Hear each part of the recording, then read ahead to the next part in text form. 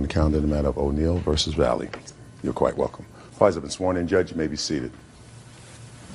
Ms. O'Neill, you and the defendant were engaged to be married, and according to your complaint, the defendant used your credit cards. You had not given him permission to use the credit cards, and he racked up bills in excess of $5,000. Correct. The defendant says that he had the right to use your credit cards. You had given him permission. Correct. You have a counterclaim, sir, that it's a whole potpourri of stuff. You claim that you put a lot of money in a truck that she kept and some other stuff, which you will explain to me later. Miss O'Neill, when were you and the defendant living together? He moved in late September. And tell me about the credit cards. The credit cards are in my name and my name only. The credit cards had a zero balance, and I took the defendant once to go shopping for his children for Christmas presents. I was aware of that, and I'm not disputing those charges. And we also had put a down payment on my ring on that same credit card. He said it was his responsibility, and so when the statement came, he would make the payment directly to the credit card company. He'd give the envelope to me sealed, and I would mail it from my place of business, and so on and so forth. He took the bill sealed? He took the bill, he sealed and I'm assuming opened it to pay it, but I never. But you never opened the bills? I didn't see the bill because, again, it was his responsibility because it was presents for his children and, again, for the deposit on the ring. I didn't see the statement because I had nothing on there at that time.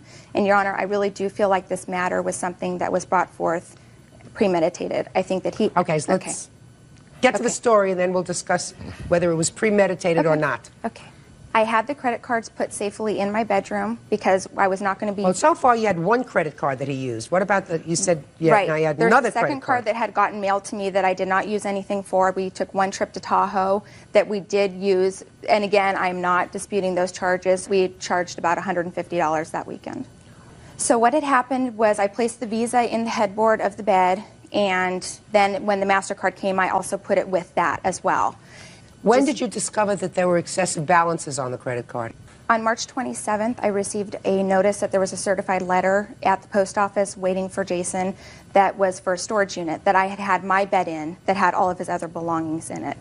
So I was a little suspicious because obviously it wasn't a Christmas card, it was probably an eviction, and that means that he was back a couple months.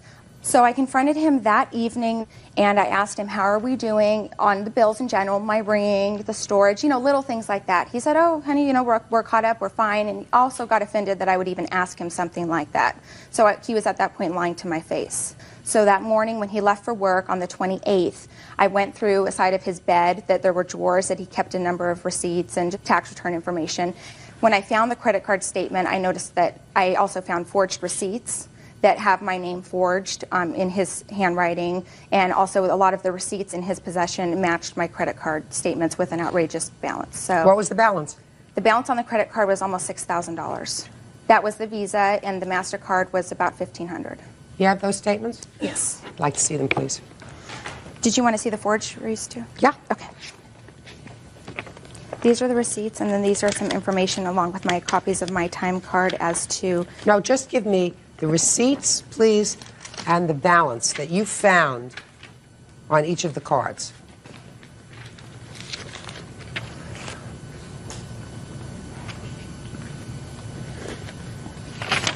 Am I correct that there were some cash withdrawals as well? Correct. And I've never made a cash withdrawal, and I don't know how he got the PIN, but my name's Aaron, and he had commented once before that he had called for insurance purposes on the truck, that he used my name, Aaron, and he thought it was kind of humorous that he could get information using my name. And so I'm assuming he might have used that method to obtain a PIN number because I don't know my PIN.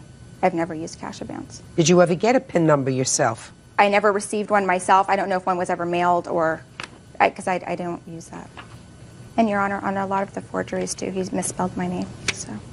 Okay, your turn. Okay, Your Honor, I have some proof here, some letters here showing that she did give me permission to use the credit cards. Mr. Valley, let's start from the beginning, sir. I want you to start with where you got the credit cards from, when you took them out and used them and signed her name. Your Honor, I used the credit that she gave me the credit cards to hold in my wallet. There was nothing in, no cupboards or nothing like that. She gave them to me when we go out at night and stuff like that. She didn't want to carry a purse, so she gave me her driver's license and her credit cards. Sometimes she'd have a little too much to drink or something like that. We're checking out, okay, and it's like, you know, we're signing away, and she'll say, just sign the credit card. I didn't think this was a problem. I had no idea. I always had the credit cards in my possession because when I first met her, she used to keep her credit cards in the freezer in a bowl of water, okay, Yes. because she had using the credit cards too much. She racked up bills and stuff like that. Yes. When I first moved in, she says, okay, pay minimum rent. Here's my credit cards. You pay off your credit cards, okay? And she says, well, I have a better interest rate, and that let's use my credit cards when we need them, as long as you pay me back. And I was making the payments. I Just a was paying minute. them back. There we go. As long as you pay me back. Yes. Okay, you see, you keep talking. Sometimes if I let you keep talking, and you stick both feet in your mouth. So, you acknowledge, sir, let me take your best case scenario, that you used her credit cards, but the agreement was you would pay for those credit card bills. Correct. So why didn't you pay them? I was paying them. I have proof here that I was paying them every month. How much were you Okay, paying? I was paying $140 a month. So therefore, Mr. Valley, you acknowledge that you owe her $5,000. No. Well, explain that to me, sir. Because either you took the credit cards, pay attention to what you just said. Either you took the credit cards, as she says, without her permission, or you had her permission, but your agreement was that you would be paying a minimal rent and you would take care of all the charges on the credit cards. That's what you just told me a moment ago. So explain to me why you don't owe her $5,000. I was to take full responsibility what I put on the credit cards, Your Honor. That's not what you told me, sir. Well, that's I mean, what how I does that said. work out? You order 2-egg roll, you pay for yours and you don't pay for hers? No, Your Honor. You you put gas in the car, you split that down the middle. How does that work? Judge Judy continues in a moment. Chevy pickup, when we purchased it, it was bone stock. No, I purchased the truck. He has credit worse than a 2-year-old. And later today, I apologized and I told her I was late on the payment and that I would get to it. She... Talk. Did you make March's payment? No. real cases, real people. Judge Judy. Aaron O'Neill says ex-fiancé Jason Valley forged her signature to make unauthorized credit card charges. Jason says he had permission. Go ahead.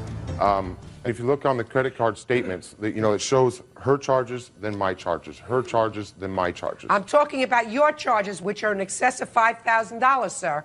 Not her charges. The charges that you made, whether it be for gas or restaurants or anything else. Now, are you telling me now that your agreement was that you would split those charges 50-50? We never had that agreement, no. So your agreement was that you were supposed to pay the credit cards? For my charges, yes. Right. All right. So we just took care of that. Give a guy long enough and he always just gets right in there. All right, Mr. Valley, now let's get to your counterclaim, sir. Let's start with this truck that you say she owes you money for. Back in October, we purchased a 98 Chevy extended cab four-wheel drive together. Okay, my financing wasn't going to be the greatest.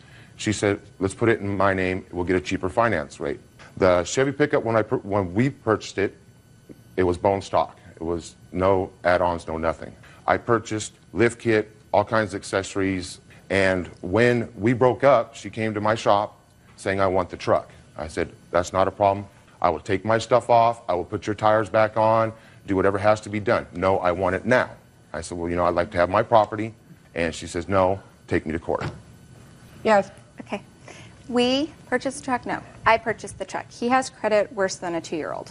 I purchased the vehicle myself. Who's making the payments on the truck? He was making the payments on the truck, which I also show that he was also delinquent on the payments for the truck. So I had to pay $500 just to get current when all of this happened. Who's making payments on the truck now? He was. Oh, I am. Now. Oh, I am.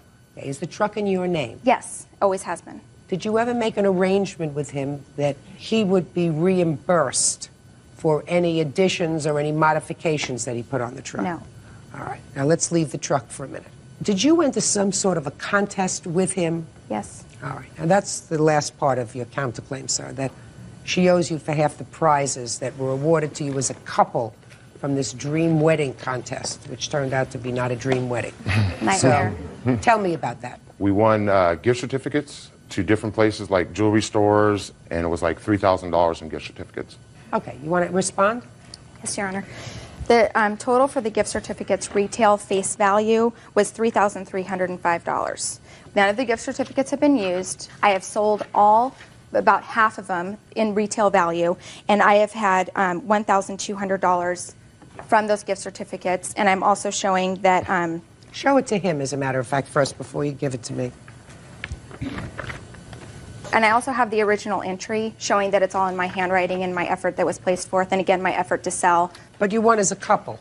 Correct. All right, and you sold some of them, is that right? Right, and the ones I have remaining that I did not sell actually equal $50 greater value than the profit that I made on the ones I sold, and I'm more than welcome to hand them over to him now.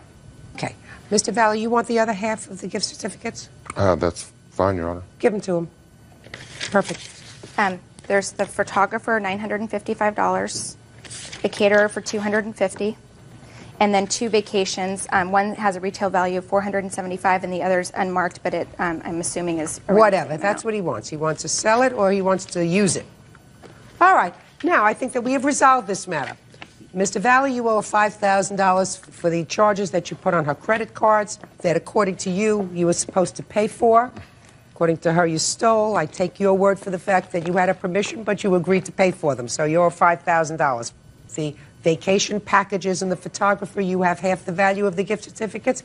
As far as the truck is concerned, I find that there was never an agreement that you would be reimbursed for anything that you put in the truck. The truck is in her name. She is currently paying for the truck, so for the truck you get nothing. Judgment for the plaintiff for the amount of $5,000. Thank you. Parties are excused. You may step out. He really thought he was sneaky and that he would get away with stealing forever. It's her word against mine. Yeah, this is case number 410 on the calendar in the matter of Bremsey versus Griffin. You're welcome, Judge. Parties have been sworn in, Your Honor. You may be seated.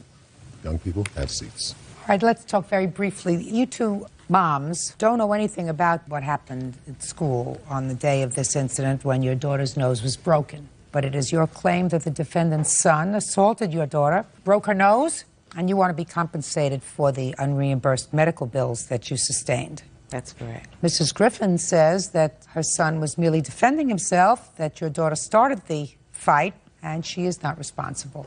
Correct? Yes, ma'am. So why don't you two ladies sit down, and I'm going to see these two young people right up here. What's your first name? Kiara. And yours? Donald. I'm going to start with Donald. Now, Donald, you know that you punched Kiara in the face, right? Yes, ma'am. And her nose, according to her mother, was broken. So I want you to tell me why you did that. I got to school that morning, and kids came up and said, Kiara called your mom a low-down dirty. Okay. Okay. So somebody came up to you and told you Yes, ma'am. that Kiara had called your mom a nasty name. Yes, ma'am. What did you do? Okay, Kiara, she was on a field trip, and she came back, and I guess the kids had already told her. And we was... Okay. Were you on a field trip that day? Yes, I was. Did you have a conversation with somebody when you came back from the field trip? Yes, I did. Who did you have a conversation with? My friend that I was standing next to, And what's your friend's name? Tony. And what was the conversation about with Tony? We were talking about things that we were going to do on the playground, not about me calling his mother a name. Well, let me ask you this question. Why would you call his mother a name? I don't know, but I didn't. Didn't say anything bad about his mother? No, ma'am. Well, what happened after you had this conversation with this gal who was telling you about these bad things that she was saying about your mom? It was around lunchtime, okay. I guess she had already came back, and it's a breezeway that you walk down and go to the playground. And I walked up to Kiara and I asked her, and then she kicked me and she said, I didn't say nothing about your mom.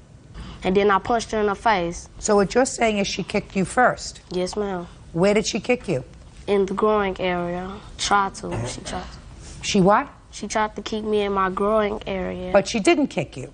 She kicked me, but I had blocked it so she could not kick you in that spot. Okay, so she kicked in your direction, but you didn't come together. She kicked, but I blocked it. Okay.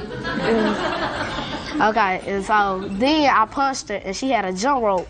It's red, white, and blue. Okay, like the American flag. And she hit me in the head with it. And then by that time, we just started fighting. And then Miss Porter, she saw the fight. And then by that time, she came, took us to the office. And then Kiara's mom came. And then they went in the office. Donald says that you tried to kick him. Is that true? Yes, it is true, but I did not kick him. But you tried to kick him. Why did you try to kick him? That was after the fact of the fight, not when the fight started. Well, you tell me now, Kiara, how the fight started. He came to me and said, "What'd you call my mama?" And I said, "I didn't call your mama nothing." And then he pushed me and I pushed him back. He pushed you. How did he push you? Real hard, like this, pushing me back or something, and up against the wall. And I pushed him back, and then he came in my face. He grabbed my hair, pulling my hair down, and then punched me in my face, just keep on one side of my face. Then he started punching me in my nose about 10 times, I should say. And then Shayla went to go get a teacher, and he ran off to the playground like did nothing happen. Had you ever had trouble with Donald before? No, ma'am. Had you ever had trouble with Kiara before? No, ma'am. Well, maybe this other young girl who was telling you the stories was just making things up. Is that possible? Yes, ma'am. Well, why would you believe her? I went to her and asked her, and she kicked me, and then I punched her. I don't believe that. No, Donald. I went to her and asked her. No, Donald. I don't believe that you asked her, and in response to your asking her, she kicked you. Yes. Don't believe that, Donald. Doesn't sound right to me. Doesn't sound right to me, Donald. Sounds like a good story you might tell your mother, but it doesn't sound truthful to me. Have you ever had trouble scrapping in school before? What are you looking up for? You're not that old that you have to remember. With one boy. With a boy. Yeah. Once before. Yes, ma'am. Did you lose your temper? Yes, ma'am. And what happened to you in school when you lost your temper? We started fighting on the playground. How many fights have you had in school? None. Didn't think so. So, Donald, Now? you see how you know how to be a polite young man? Yes, ma'am. You got to carry that over to the outside world, Donald. Understand, Mrs. Griffin? He wasn't telling you the truth. She didn't kick him first. He got angry. And he got angry, Mrs. Griffin, because somebody told him that she had called you a bad name.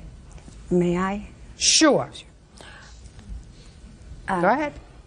I really don't know exactly what went on in this incident, but prior to this, the kids were calling one another. They supposedly were secretly liking each other. This child called my house numerous times. So? They liked each other, so I figured it was just a little disagreement between maybe a little girlfriend and boyfriend, and that's how it started. I don't really know how it went. All right, Miss Griffin, let me go back a second. What I don't want you to do is to make excuses for Donald. Oh, no, there's no excuse.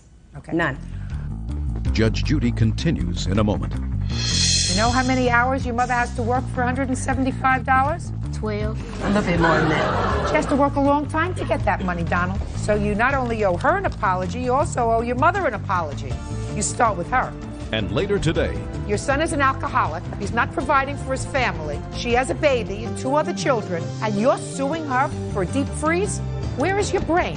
Key Breamsey says 10-year-old Donald Griffin punched her daughter in the face, breaking her nose. Donald says she called his mom a bad name. All right, Miss Griffin, Donald was told by someone, a gossip, True. that this young lady said something bad about you. Now, she says she didn't say it, so that could have been just a troublemaker. That's true. But your son has a short fuse, because he's been in trouble for fighting before. And what he would naturally do is not go over to Kiara and have just a discussion with her. He would be angry. Doesn't strike me as being logical that if he went over to her and said, "Did you call my mommy a name?" and her response would be to kick him in the groin. That doesn't sound logical to me. What sounds logical is he might have said to her, "Did you call my mommy a name?" And she said, "No, I didn't." And then he hit her or pushed her, put his hands on her. That's logical. And that's what happened. And it's all because he listened to somebody who was gossiping. Do you understand, Donald? Yes, ma'am. You don't want to spend the next few years with your mom having to come defending you in court, do you? No, ma'am. Because that's not pleasant for you and especially for your mother. Okay, step up, Miss Breamsey. Tell me about your nose. What happened to your nose, Kiara? It was broken. He punched me in it a lot of times. Tell me what it felt like. It felt like it was hurting really bad. It was getting swollen up. And You have any pictures? See, you have some pictures there. I'd like to see them. How old are you, Donald? 10. Looks to me like you punched her in the eye, too. Did you do that, too? Yes, ma'am. Ms. Breamsey, how much were your out-of-pocket expenses? Because it's hard for me to tell. It looks like they were $165. That's correct, and $10 for the radiologist. You have to take care of that, Donald, which means your mother has to take care of it. Does your mother make a lot of money? Close to, yes, ma'am. Think your mother... Look at your mother. You think your mother makes a lot of money? Yes, ma'am. You do? Miss Griffin, you make a lot of money? I doubt it. What kind of work do you do? I'm a correctional officer. Your mother works very hard and does not make a lot of money. She doesn't have a lot of money to go around getting you out of scrapes. Do you understand? Yes, ma'am. Now, you're very lucky that Miss Breamsey only wants her unreimbursed medical bills, because I don't think she wants to hurt your mother. Believe me, if you were older, she'd want a lot more. You know how many hours your mother has to work for $175? 12. A little bit more than that. She has to work a long time to get that money, Donald. Yes, ma'am. She doesn't have money to go around to buy you out of these scrapes. You got it? Yes, ma'am. Do you really understand it? Yes, ma'am. So you not only owe her an apology, you also owe your mother an apology, because your mother's going to have to come up with this money for you. You start with her. I'm sorry. You mean it? Yes, ma'am. Judgment for the plaintiff in the amount of $175. Thank you. Parties are excused. You may step out.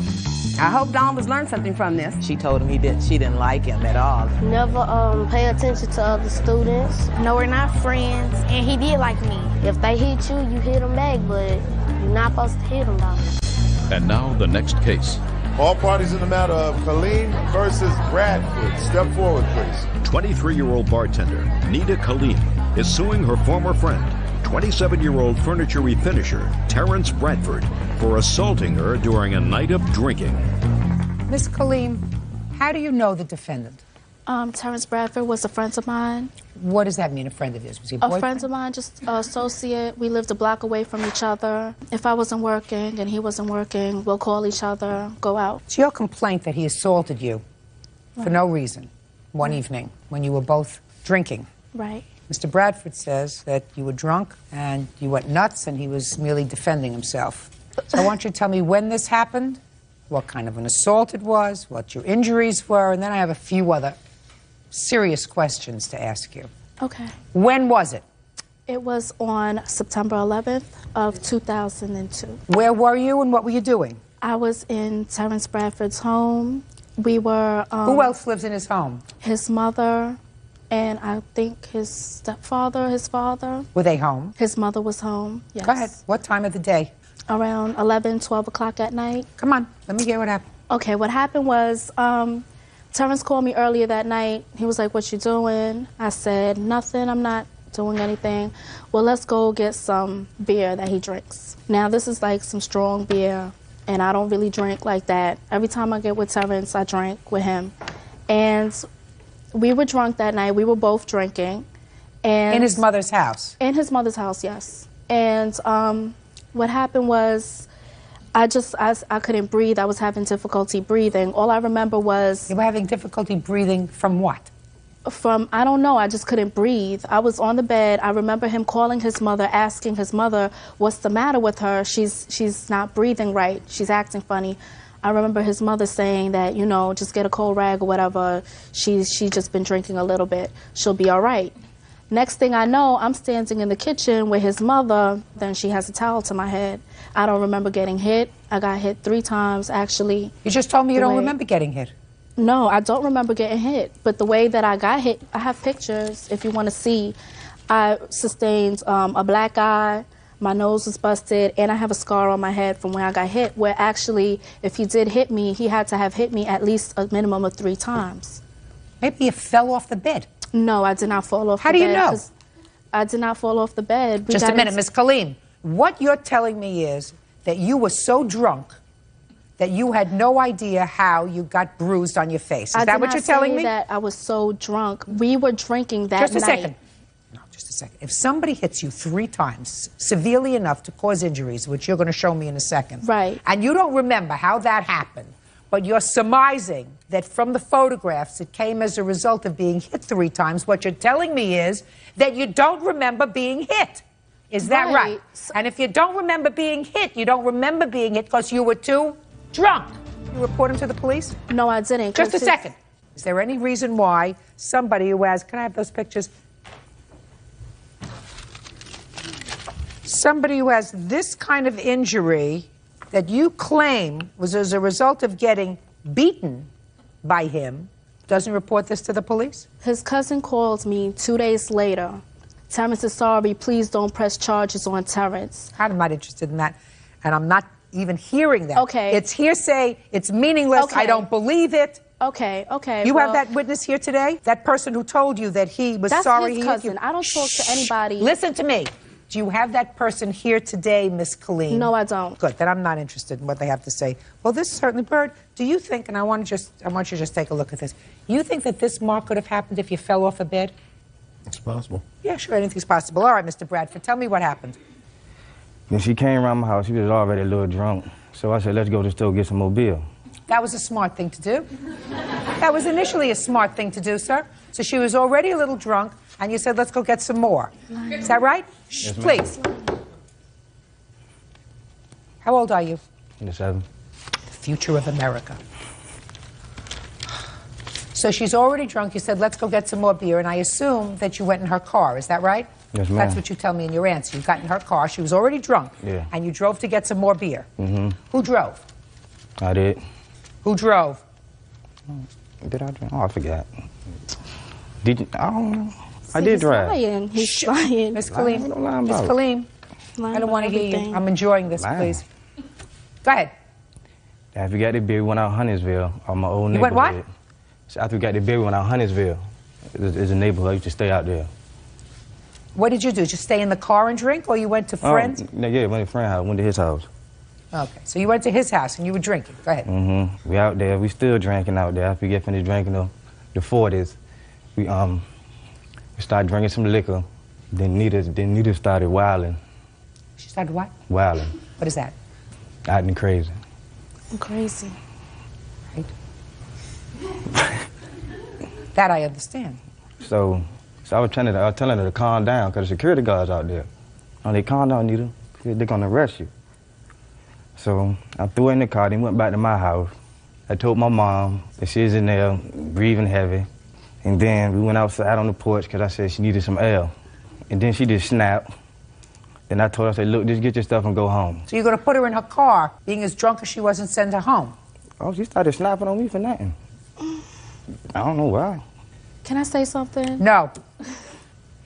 Could you finish, please? Oh, yeah. I mean, you would look like you were taking a nap. Get to how, if you know, she got these marks on her face. Would you tell me, please? Okay. I threw up against the wall. Okay. Then I told her to go home. Then I was walking out the door. Then she threw a bottle at me. I dug it, then I hit her. Where did you hit her? In her face. Is that the black eye she had? Yeah. Now, how'd she get this mark on her forehead? I hit on the forehead, too. Okay, good. And what did she do to you? Nothing. Nothing. She threw the bottle at me. She threw a bottle at you. What Yeah. kind of a bottle did she throw at you? A 40 bottle. Do you have any recollection of that? Ma'am, no. I never went out on the porch that night. You were drunk. We were in the bedroom. No, we were in the room watching TV and we were drinking. We had just came back from Huntersville that night. I Miss agree Colleen, with that. listen to me very carefully. Don't get drunk. How old are you? 22. You don't get 23 drunk? now. Don't get drunk. Okay. That's the lesson. He got drunk. You got drunk. You don't remember what happened to you. He's honest enough or slow enough to tell me that he hit you 3 times, all right? That's honest. He hit you 3 times because he said you threw a 40 bottle at him. Well, that's really no excuse for hitting you 3 times. Maybe a push to get your way if you're drunk, but he was drunk too. I mean, he wants to get drunk and be hitting on people for no reason because I couldn't breathe or whatever. That doesn't make any sense. Where is your responsibility in all this? He's an idiot. I don't have any responsibility Oh, you in don't? any of this. That's Oh, what you I'm do? trying to say. Oh, if listen we're to me. friends and we go out My and mouth drink. is moving, your mouth has to stop. Your responsibility to yourself as an adult is not to get so drunk so that you don't know what you're doing. You do have a responsibility.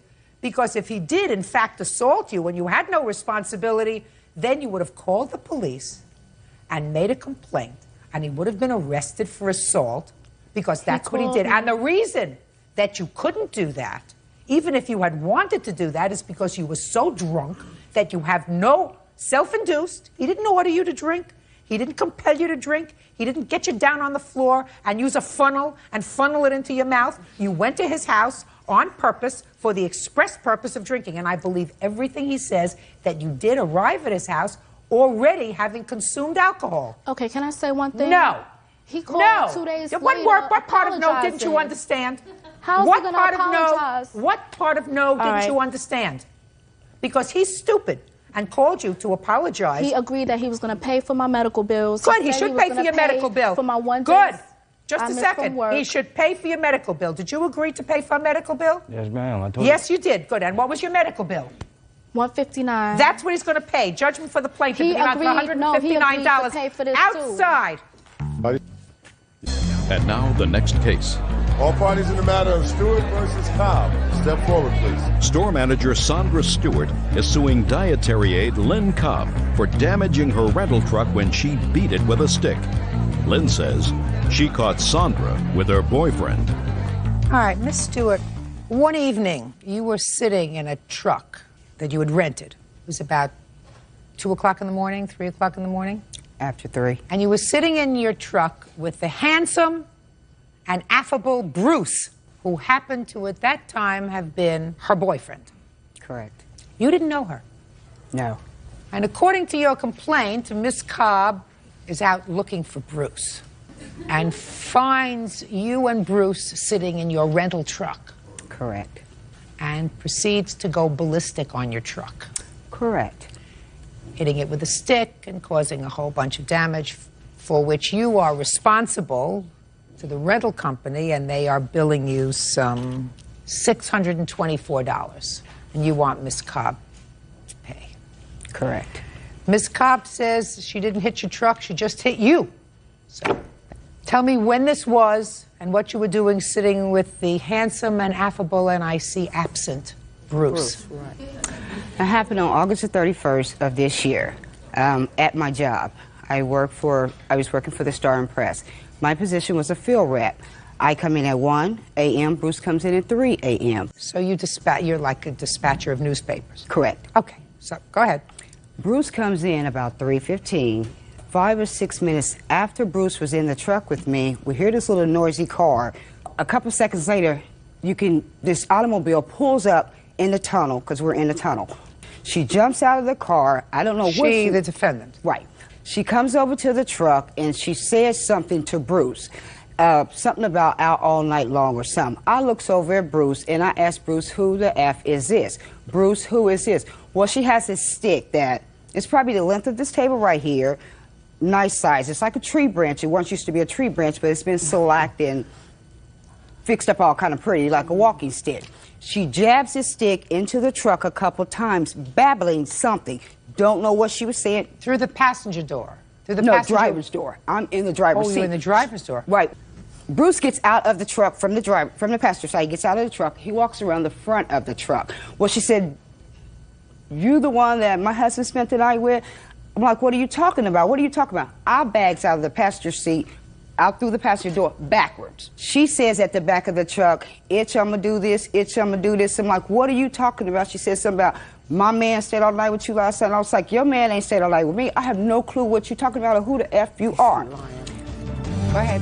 Bruce goes toward her. She swings this stick, and it hits the back of the truck, the top part of the truck. It hits the back of the truck. Bruce, did she ever hit you? No.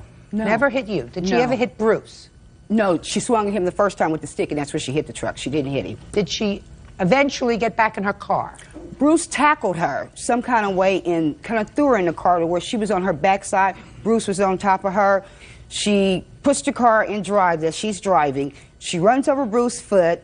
She puts it back in reverse. She hits him, knocks him down, comes back forward where he has sit down flat, runs over his leg, tries to get out of the tunnel, couldn't get out, hung a U-turn and come back the other way to get out. Was an ambulance called?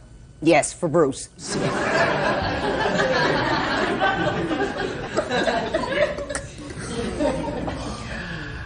Was he taken to the hospital? No, he wouldn't go. He's been run over 3 times, according to your story. She ran over his foot, she hit him, knocked him down, came back forward, across him. Okay, let's go. I did not hit her truck. We was running around the truck. What were you doing there? I came to see who he was with. Why? Because I wanted to know. You married to him? No. But we've been together 11 years. I wanted to know. Why were you angry with her? What she's not telling is that I had called him on his cell phone, and we had our talk or whatever. He didn't turn his cell phone off. So I heard the whole conversation of what was going on, blase school, blase school. Okay. So, what are you mad at her for? I was mad at both of them. What are you mad at her for? Because she was with my husband. Just a second. A, you don't have a husband. Well, she was with my boyfriend. Well, so you be mad at him? How do you know I'm what he mad at told him her? too. How do you know what he told her? Okay. How do you know what he told her? I don't know what he told her then. Right, so what are you mad at her for? Okay, I'm not mad at her then. And where did Bruce go on the 31st of August? He went to work, I guess. And did he come home? Yeah, eventually. So the two of you made up? We made up eventually, but, you know. He came home? Yeah, he came home. Can I see the damage to the truck, please? And Judge Judy, there's another automobile, my truck, she damaged Monday night, this Monday night. Just for my information, where was your car or truck that you damaged this past Monday night? I stopped at my sister's before going home to get things together. It's like 8:45 p.m. Went into my sister's house, came back out about 5 minutes till 9. She approached me from behind this building. I had my 2-year-old by the hand. She walked in front of me. She says, "Now what? Now what? What about tomorrow?" I called my sister's name because she always watches us go to the automobile. I said, "Lauren, come get my baby." She stepped right out of the door, grabbed my baby. "Sandra, what's wrong?" I said, "Just get my baby." Then she sees Lynn. She says, "No, you got somewhere to go. You got a plane to catch. Come on in the house. We're going to call the police." When I come back out with the baby, after I gave the report with the police, come back out to get the baby, the police is in the parking lot next to my Ford Explorer, says, "Sandra, look, my tires are cut and my truck is keyed." I'm not going to ask her to respond to that because this is a complaint that's still open. But I certainly think that if it's true, Ms. Cobb, if any part of it is true, that if you even saw her on Monday night, you're making a big mistake. Because you want to know something? Old Bruce isn't worth it. Sure ain't. I just want you to think. You have children? Yeah. How old are your children? My children are grown. Well, your grown children don't want to have to come and visit you in a lockup. Right. Ms. Cobb, I have to make a judgment, and I have to make a judgment that if someone is angry enough to get up at 3 o'clock in the morning, go out in their car and search for their boyfriend, who they believe has been fooling around with somebody else, and they find them in a truck, that if I am to believe you, did absolutely nothing as a result of that. Now, Miss Stewart would seem to me is a relatively normal person. If you had hit her with this stick, as you suggest, rather than hitting your truck, there is no way that the police would have let you go. So I have to make a judgment whether I believe that you did nothing. And I don't believe that you did nothing. I believe that you did something. And I believe that you damaged the truck that she was driving in. Now, the rental car company is charging her for these marks that were made on the truck, $624.65, and I believe that you are responsible for that. And I'm going to reiterate, Ms. Cobb, you don't seem like a bad person. I'm not. I don't know whether Bruce is a bad person, but all I can tell you this, Bruce isn't going to be standing before a judge. You are. Right. Is he worth it? No. Good. Goodbye. Now, this is case number 264 on the calendar in the matter of Cochran versus Marsh. Parties have been sworn in, Judge. You may be seated. Ma'am, have a seat, please. Mr. Cochran, according to your complaint, you and the defendant had dated for a period of time. You became ill and were hospitalized for a period of 2 weeks. Yes. Yeah. When was that, sir? August 30th. It is your claim, sir, that Miss Marsh, during the time you were hospitalized, took your bank card and withdrew some $1,700 from your bank card without your permission. Yes, Your Honor. When you started to complain to her about taking the money after you were released from the hospital, you then claimed she filed false stalking charges against you. You were arrested. You were forced to wear a bracelet, an ankle bracelet monitor, which you had to pay for. Yes, Your Honor. And in total, you are suing her for some $3,000 because you say that these charges were false. Yes, Your Honor. Okay. So let's start with the hospitalization. What were you hospitalized for, Mr. Cochran? My doctor said I was under a lot of stress from working a lot. I took a vacation to get away, but it didn't do no good. So it was a psychiatric hospitalization? It was behavioral medicine. Were you self-admitted, or did someone admit you? They took me by ambulance. From where?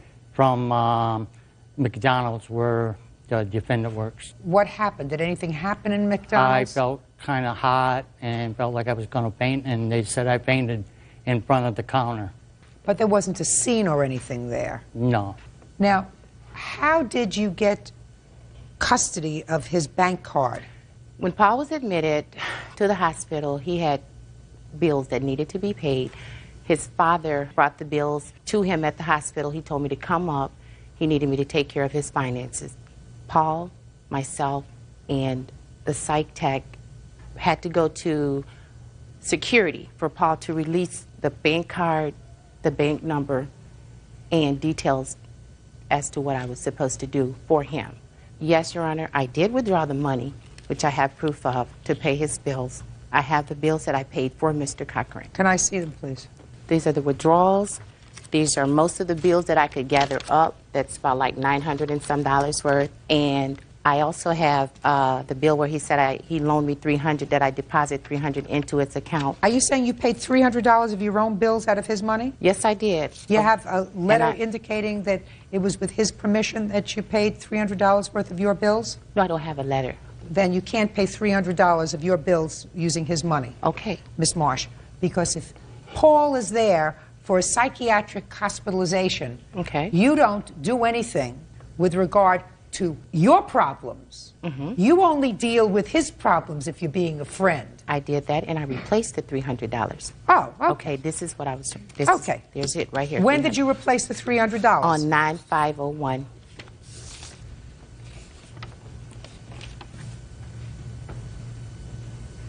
What did he buy on his Zales account? A jewelry store? He had bought a ring for me. He had bought like a necklace for me. Did you buy gifts for her? Yes, Your Honor, but I paid cash for him before we went on vacation to Orlando. There was only one bill that was paid while I was in the hospital, and that was $209. Capital One bank credit card, $30, $83. Sprint cell phone? That was her cell phone, Your Honor. How do I know these are his bills? Well, because we both had buddy phone bills. I have those. You paid Sprint $125, and then you have another money order receipt that you paid Sprint $83.15. Mm-hmm. For the 2 cell phones. Well, why were you paying your bill from his account? Because that's what he told me to do, Your Honor. He said... No. Because the phones were in his name. No. But he's not using them. You had one phone. Who's doctor? A dentist? I had to have a tooth extracted, and $70, yeah. So why are you giving me this bill as a bill that you paid for him? That was one that shouldn't have been in there, but okay. So I got a Sprint bill that shouldn't have been in there? I got a jewelry store bill? That's part of the loan, Your Honor. Your Honor. Can I see how much money was taken out of your account? It was showing there what was deposited and what was withdrawn the same day, the $300.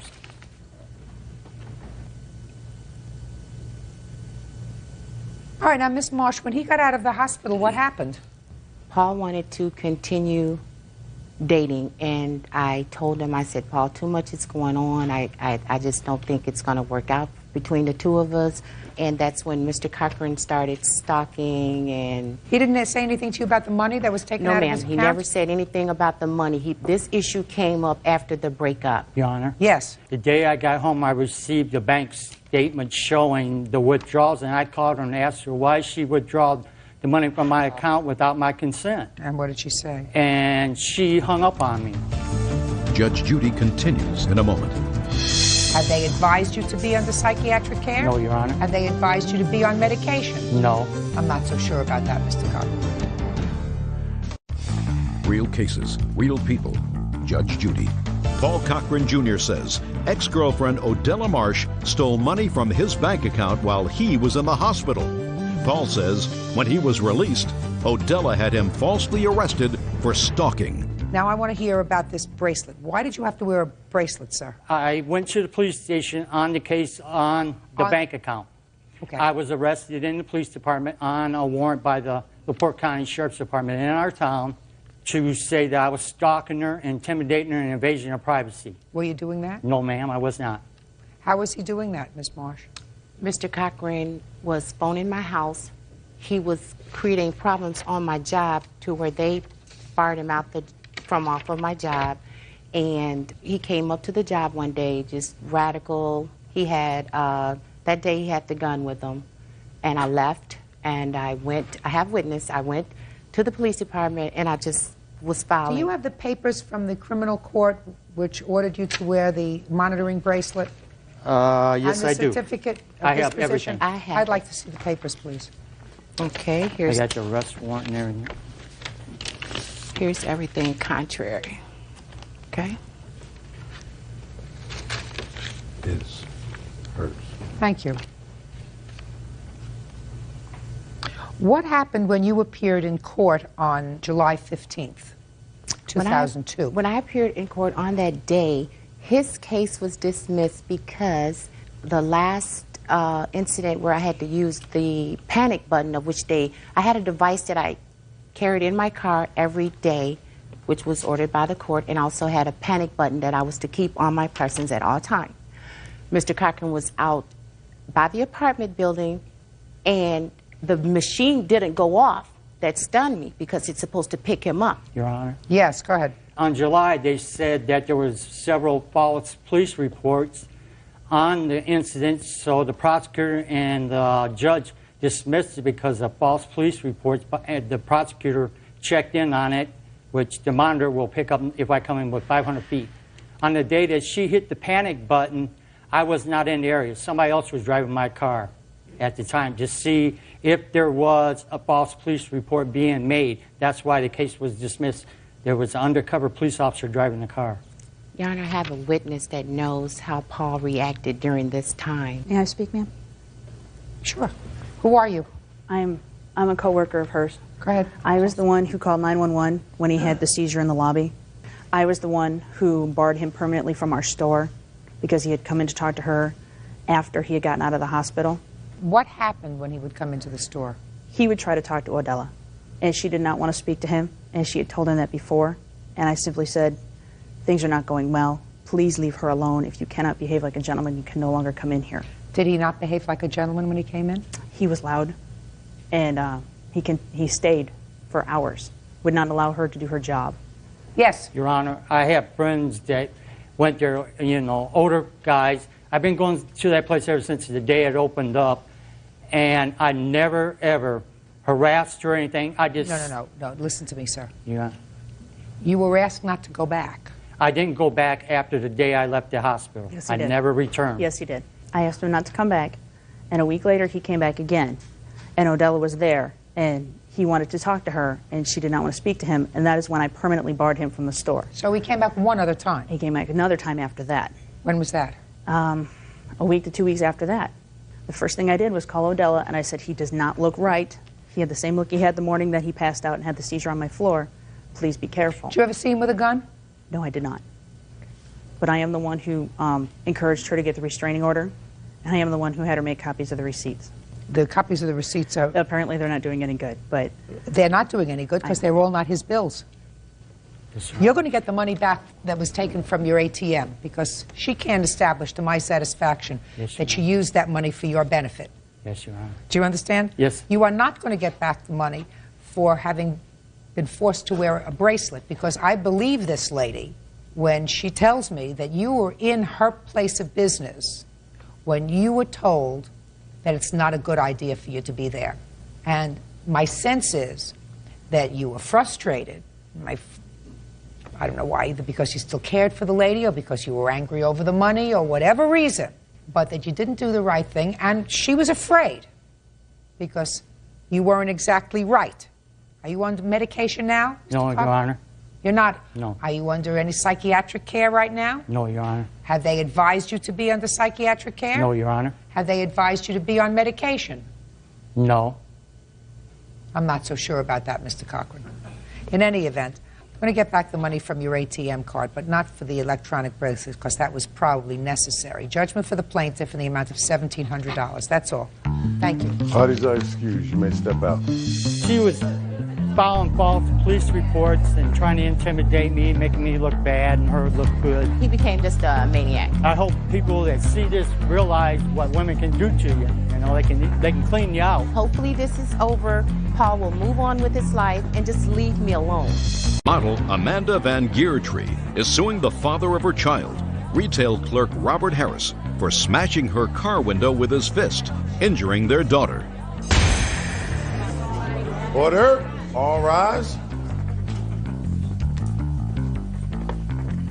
Yeah, this is case number 274 on the calendar in the matter of Van Geertree versus Harris. Parties have been sworn in. Judge, you may be seated. Ladies, have seats, please. Ms. Van Geertree, you and the defendant have a child together. The child is a couple of years old. It is your complaint that about 2 years ago, there was an incident with Mr. Harris, and you haven't been together since that incident, according to you. And there was an argument. You got into your car. Your daughter was in the car. It is your claim that Mr. Harris purposely broke the car window, causing the window to shatter all over you and your daughter, caused her to be injured, caused you to be injured, and caused the car to be damaged. Is that your complaint? As a result of him hitting the window, it happened. Mr. Harris says that the whole incident was your fault. What happened was an accident. He would never intentionally try to hurt his child. And this lawsuit is motivated by something entirely different. Is that right, Mr. Harris? Yes. Okay. So I want you to tell me how old your daughter was 2 years ago when this incident happened. 11 months old. Tell me about it. When we were walking back to go to the washrooms. Just a second. I don't know washrooms. Where were you? What were you At a doing? company picnic. And we were going to the washrooms, and his sister's ex-husband or somebody that he wasn't happy with was going to pick up the baby and stopping us and everything, and he went on walking and left me standing there giving me a dirty look that this person was holding our child. And I noticed he was drinking hard liquor, and he would not come out. And when he did come out, I said, I want to leave. You're going all over the place. You were at a company picnic. You decided you wanted to leave. I'm nervous right now. Okay. Sorry. You were at a company picnic. You decided you wanted to leave. Yes. What happened when you told him you wanted to leave? He started yelling at me to give him the keys, and I was saying, no, I want to just go and get away from this situation because I see you're drinking. I'm just leaving. I want to take the baby and go home. And he said, give me the keys, give me the keys. What keys? The keys for the apartment. I was staying with him at the time. I gave him the keys back, and I was going to leave. He was telling me he wanted cigarettes that were in the passenger side seat, and he was pointing to them when the windows were up and I was going to pull out. And I said, no, you're not getting it, and I was going to drive back. Okay, so he saw cigarettes that were in the car. Yes. That were his, and he said, I want them. They were mine. They were yours? They were mine. But he said, I want them. Yes. And you said you're not going to get them, and you started to leave. He said, no, through the window. And I started pulling out, and that's when he went like this. And he hit my slapped? car. I don't know if it was open hand or what. He went like this with the anger face. I looked at his face, and that's when the glass shattered. Glass on which window? On the passenger side front window next to me. Shattered in like 1,000 pieces. And I turned around. I was wearing glasses at the time, so it didn't get me. It got my arms a little bit, but not bad. I looked back, and my baby was bleeding really bad. And I couldn't help but be hysterical. And he threw the keys, and I was trying to run him back to get the baby out of the car seat. And I was screaming, she's bleeding, she's bleeding. He just kept on walking away. And he didn't care. He just went over to the side. Okay. You got the baby out of the car seat, right? Yes. And the baby went to the doctor or hospital? I signed a waiver not to have the ambulance in Itasca, Illinois, to take the baby. I was taking her to a hospital by my mom's house, and I rushed her to the hospital there. In your car? In my car, yes. So you got the glass, you cleaned the glass up? I couldn't clean it all up. They tried while we were in the ambulance. Okay, where was he? He was being taken by the police, talked to, and put in the police car. I have police reports. Can I see the police reports, please? On the right side is this police report. This previous police reports of his battery was on the left. And I have doctors. I just want to see this incident.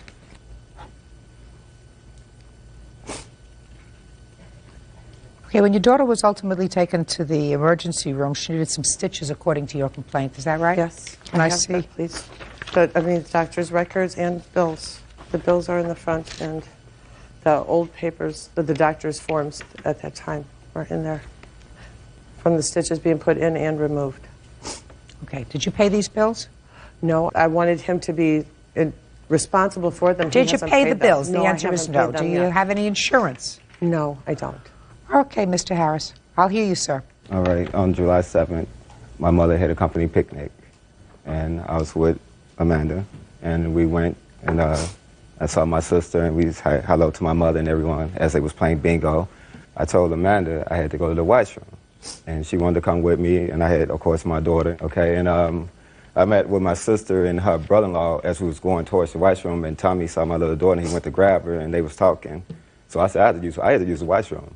I don't want to stay and wait, and you know that was my brother-in-law. I don't have nothing against my brother-in-law to watch my daughter, or to be with my daughter while I go use the washroom. She stayed over there arguing with them, saying that She wanted to leave. right, she wanted to go to the I don't care washroom. why. She wanted to go to the washroom too. That's what I'm saying. So I had to go. I wasn't going to wait for her. I left and went to the men's room. All of a sudden, I come out of the washroom and she said, "Why you leave me out here?" You know, yelling this. "I want to go home. You son of a goo-goo." You know what I'm saying? All type of curse words. So I'm like, I went in there with my nephew. I could see if I was in there with another girl, you acting like this. You know, then she's like, "I'm ready to go. I'm ready to go." So we was walking out to her car, and I told her to hand me my house keys. Because I feel like I don't want her going in my house, because she went in my house on one incident and took some stuff out of there that, you know what I'm saying? So I like, no, give me my house keys. She didn't want to do that, so eventually she gave the keys. And as I went around, I seen my cigarettes on my side, where I was pointed at my cigarettes on the passenger side. And I said, "Man, I want my cigarettes." She said, "No, no." And I said, "Man, give me my cigarettes." She said, "No, you son of a," you know, once again. And she put the car in reverse, and I seen her feet was about to step on the paddle. So I jumped back. And when I jumped back, I had a bracelet on it, and that hit the window. It hit a metal piece on it, and I guess it hit the center of the window, and it broke the glass. I was in shock. And at the time, I didn't know my daughter was bleeding until I walked around, and my sister said, "Bobby, your daughter bleeding." I said, "What?" Okay, I got it. I got it. Do you visit with your daughter, sir? Yes, I get her every other weekend. And it was supposed to be during the summer. Right now, I'm going for full custody of my daughter. Why is that? Amanda has a serious drug problem. And she even tried to commit suicide just over a year ago by trying to OD. And actually, she's very unstable for the time that I've known her. She always have excuses of why she can't get things done. She You have a drug right now problem? No. that drug problem, Your Honor, left my daughter in DCF care about 5 or 6 several times. And every time Your daughter ever been in foster care? No. because Ever of been my out of your custody? No. yes, she had when she tried to kill When herself. I got custody of my daughter. For a couple weeks. That was like for a whole month almost. This happened in 2001 in February, so I had it like almost up until the end of March. And I took full responsibility. She swears to God that I have a drinking problem, but when I took full responsibility of my daughter, there was no drinking. I was picking her up and taking her, dropping her off to the babysitter, making her work on time, doing a responsible thing. Did you plead guilty, sir, to disorderly conduct? Yes, I was acting in a manner of, you know, anger. I was like yelling and stuff like that. You were? That's everything I played, but I didn't plead on all the other charges was dropped. Yeah, I don't think you intentionally hurt your daughter, sir. No, I did not. I don't think you intentionally hurt her at all. Neither does she think you intentionally hurt her. No, I didn't try to break that window neither. I don't know whether you tried to hurt the window, but you hurt the window, right? Right, it happens. Right? Yeah. Judge Judy continues in a moment. And later today, Well, you mean he was selling drugs or using them? Well, I saw there was money on her bed, and it was a large sum of money, so I knew he was dealing with it. So then both of you smelled it and he was selling it, right? Smell and sell. Yes. real cases, real people. Judge Judy. Amanda Van Geertree says ex-boyfriend Robert Harris smashed her car window with his fist, injuring their daughter inside. Robert says it was a freak accident. You've been arrested before for domestic violence? Yes, Problem is not an answer. Yes, I have. How many times? Once. Well, twice concerning this window being broke. Your Honor, I have a picture of my daughter, the scar on her head. I'm sure If Mr. you want Harris to. knows that there's a scar on your daughter's face. He didn't mean to hurt her. You don't think he meant to hurt her? No, Right? but it is a result of his actions, and It's a result of I his shouldn't bad have to temper. pay for his actions. You shouldn't have to pay for Okay. the medical bills that resulted from his actions. Isn't that right, sir? Well, I feel like, no. You feel I like mean, what? I Of feel course like, not. Of course she shouldn't have to pay for the medical bills that are as a result Well, of your actions. Well, as I was telling you, when she put the car in reverse, she was about to, she stormed out, backing up. I had to jump back. That's what caused the window broke. I didn't go up to the window and hit the window at all. Listen to me. the car didn't hit your arm hit the car. Okay. Do you understand? Yes. It was all a freak accident. I guess you're right, then I should be responsible for paying it, you know. Okay. I want to tell you something, Mr. Harris. You may be 100% right that you are the more appropriate custodian. You've got a hurdle to overcome, and that is these prior police reports. I'm Yes. sure that the judge who's handling the custody case will look at that and Yes. balance it with whatever problems you have and make a decision. I just wanted to say, when she's talking about the medical bills and all that stuff, I'm like reliable for that. I understand that. Yeah. But what I'm trying to get the court to understand that I'm not out there just like angry and just doing crazy stuff. I don't think You you're know what angry I and doing mean? crazy stuff. I think you lost your temper. Yeah. Your Honor. I think you lost your temper, and that's what happens when you lose your temper. You're responsible for what happens as a Okay. result of that. But Your Honor, What? about the 2 years, and what about the pain and suffering for Olivia, having to go for stitches and me having to hold her down and just What about that? for 2 years having to go to court? What about that? Because missing work because of him. You break. Thank you. He's the father, just like you're the mother. There was an accident. It was caused by his bad temper. You don't bring the father to court because, let's say she was riding a bicycle. He was teaching her how to ride a bicycle, and he wasn't careful. And as a result of that, the bicycle went over, and she broke an arm. You think you can bring the father to court for the broken arm because he wasn't careful, because he was negligent in teaching how to ride a bicycle? We'd be in court all the time. That's what happens to young children. Now, this unfortunate incident happened because he lost his temper. That doesn't mean you bring a father to court for pain and suffering for a daughter. She's not any more your child than she is his. Do you understand that? Good. Judgment for the plaintiff in the amount of $1,111. Parties are excused. You may step out. I guess now, by hearing Judge Judy ruling, I am kind of responsible for it. I believe that this judgment was wrong. I think I should have gotten more. I got a little daughter by, you know, a lady that's not stable, has a drug problem. He didn't care. He walked away when she was covered in blood. And right just before the show, she called me talking about she hoped that we can come out here and get things back together. And now she want to come here and cry and make me look like an angry person. He just wants to hurt me some more. It won't stop. I think that's just wrong, but that's how she is. Yeah, this is case number 1 on the calendar in the matter of Walker versus Noble. Parties have been sworn in, Judge. You may be seated. Folks, have seats. Mr. Walker, you and the defendant leased an apartment together. Is your claim that the defendant locked you out, she kept some of your property, and in addition, she showed around a private letter which caused you embarrassment? Yeah. The defendant says that you, in fact, broke the lease to the apartment. She is countersuing for your share of 4 months' rent. She said that she did not lock you out of the apartment. So when did you sign this lease? It was September 22nd of 2001. And how did you know the defendant? I used to work with her, and we were friends. So tell me when this problem started, around Christmas time? It was around Christmas time, December 21st of 2001. I had received a phone call, 3 o'clock in the morning, from my mother, stating that she was sick and that she wanted me to come down there to be with her. Where does she live? She lives in Virginia. Where is this apartment that you were living in? It's in Erie, Pennsylvania. Okay. The only thing I took with me was my clothes.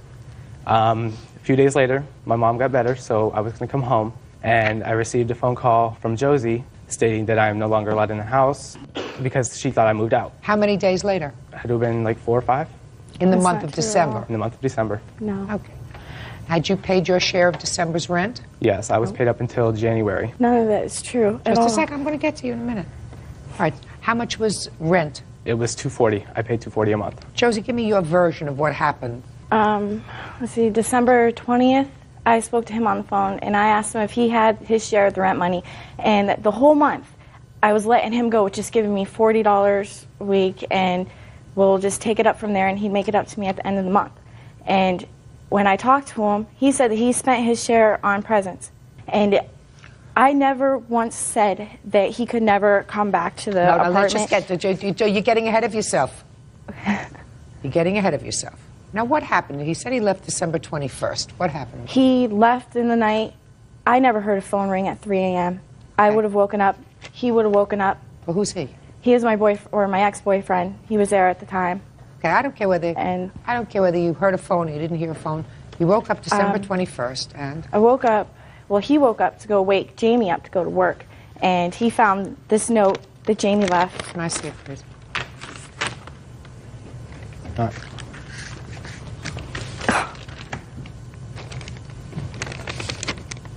That is not my writing. Oh my God. I have very sloppy writing. That is not my writing. Do you have any other writing of the?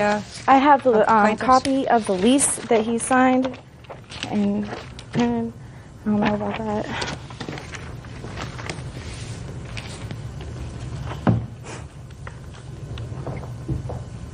Well, but he's printing this. There should be a signature one right above I my see. signature. Oh, I see. Yes, you're right.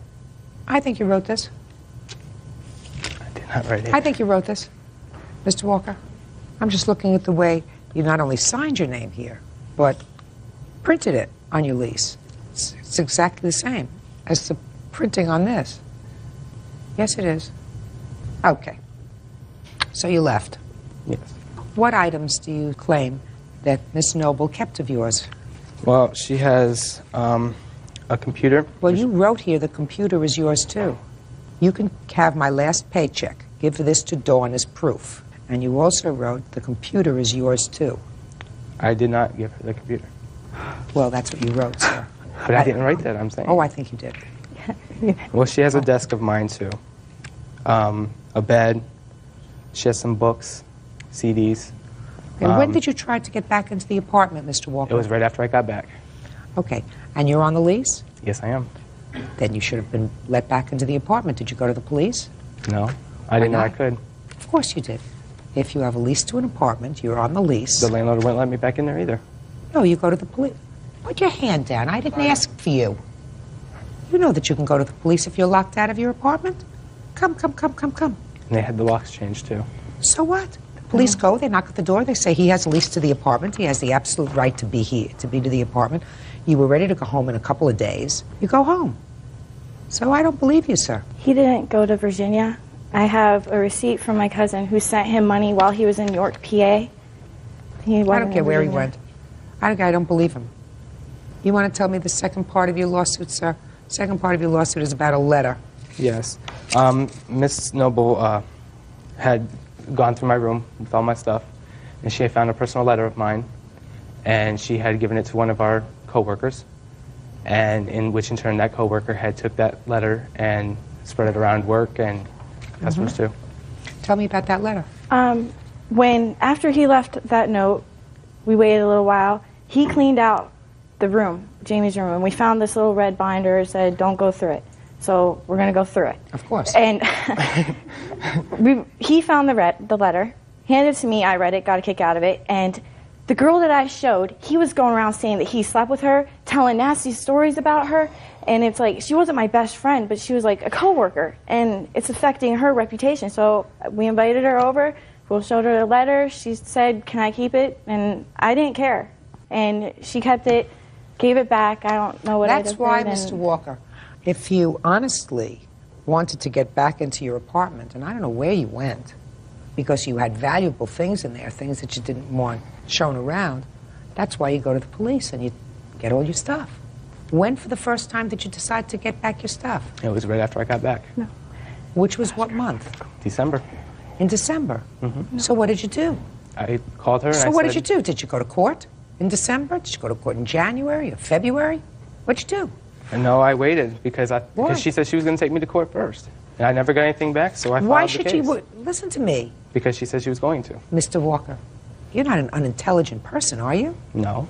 You're locked out of your apartment, you go to the police, you say, "I have to get my stuff, my computer, my private He was stuff." I never went locked out. away in the middle of the night to help take care of my ailing mother. He was never locked out. I didn't get the locks changed until about a month ago. Not even, And like 2 weeks ago. what happened was he left a note in my mailbox telling me to call him on a cell phone number. And I told him, "Why don't you just give me like $500 and I won't go to the cops and I won't go do all this stuff so I can get the rest of my money back," because I really wanted to avoid this. Judge Judy continues in a moment. It doesn't give her the right to spread it around work. That's my personal information. I showed a girl that you lied about. And later today, Show me. Well, what do you think you were coming here for? Waltz lessons? No. Show me where you had paid off the bills. real cases, real people. Judge Judy. Jamie Walker says former roommate Josie Noble owes for the return of his belongings. Jamie also says Josie defamed his character. Go ahead. May I say something to that? Who are you? I'm Sarah, Jamie's friend. He's staying with me at the current moment. Sure. On the date that Miss Noble is talking about, when she had called, it is my cellular phone. She was really rude to me, ranting and raving about different things, saying that she was going to harm Jamie and that she was going to have What did people she after him. say she wanted? She wanted to talk to him. She wanted to talk to him now, and I said, well, he's unavailable at this moment. He had called her back, and they had talked about it for a couple hours, and I was at work for a couple It was hours. like an hour, approximately an hour. Yes. They had worked out to where she had said that he could not come get his things. She had also called me before on my cellular phone telling me that, wondering where he was at, and told me that he was not allowed to get his things and that they were hers now. That was not what was said Could I on the say phone something? at all. At all. I called there and... Whatever. I don't know what this letter said. I don't have this letter, unless somebody has a copy of the letter. Do you have a I have copy of the proof letter? that it was about, what it entailed. And it was left in your house? It was left in the apartment, yes. Right. Which I find that you left. But that doesn't give her the right to spread it around work. No, no, That's no. my personal information. May I say something? I showed a girl that you lied about. You Yeah, may she not. left for It that. doesn't lend anything. Neither did her statement lend anything, but I thought maybe it might. I was there a lot, like around through everything that happened, so. Spare me, will you please? He is suing for the following: for the return of his property. What personal property? A computer? A computer. A desk?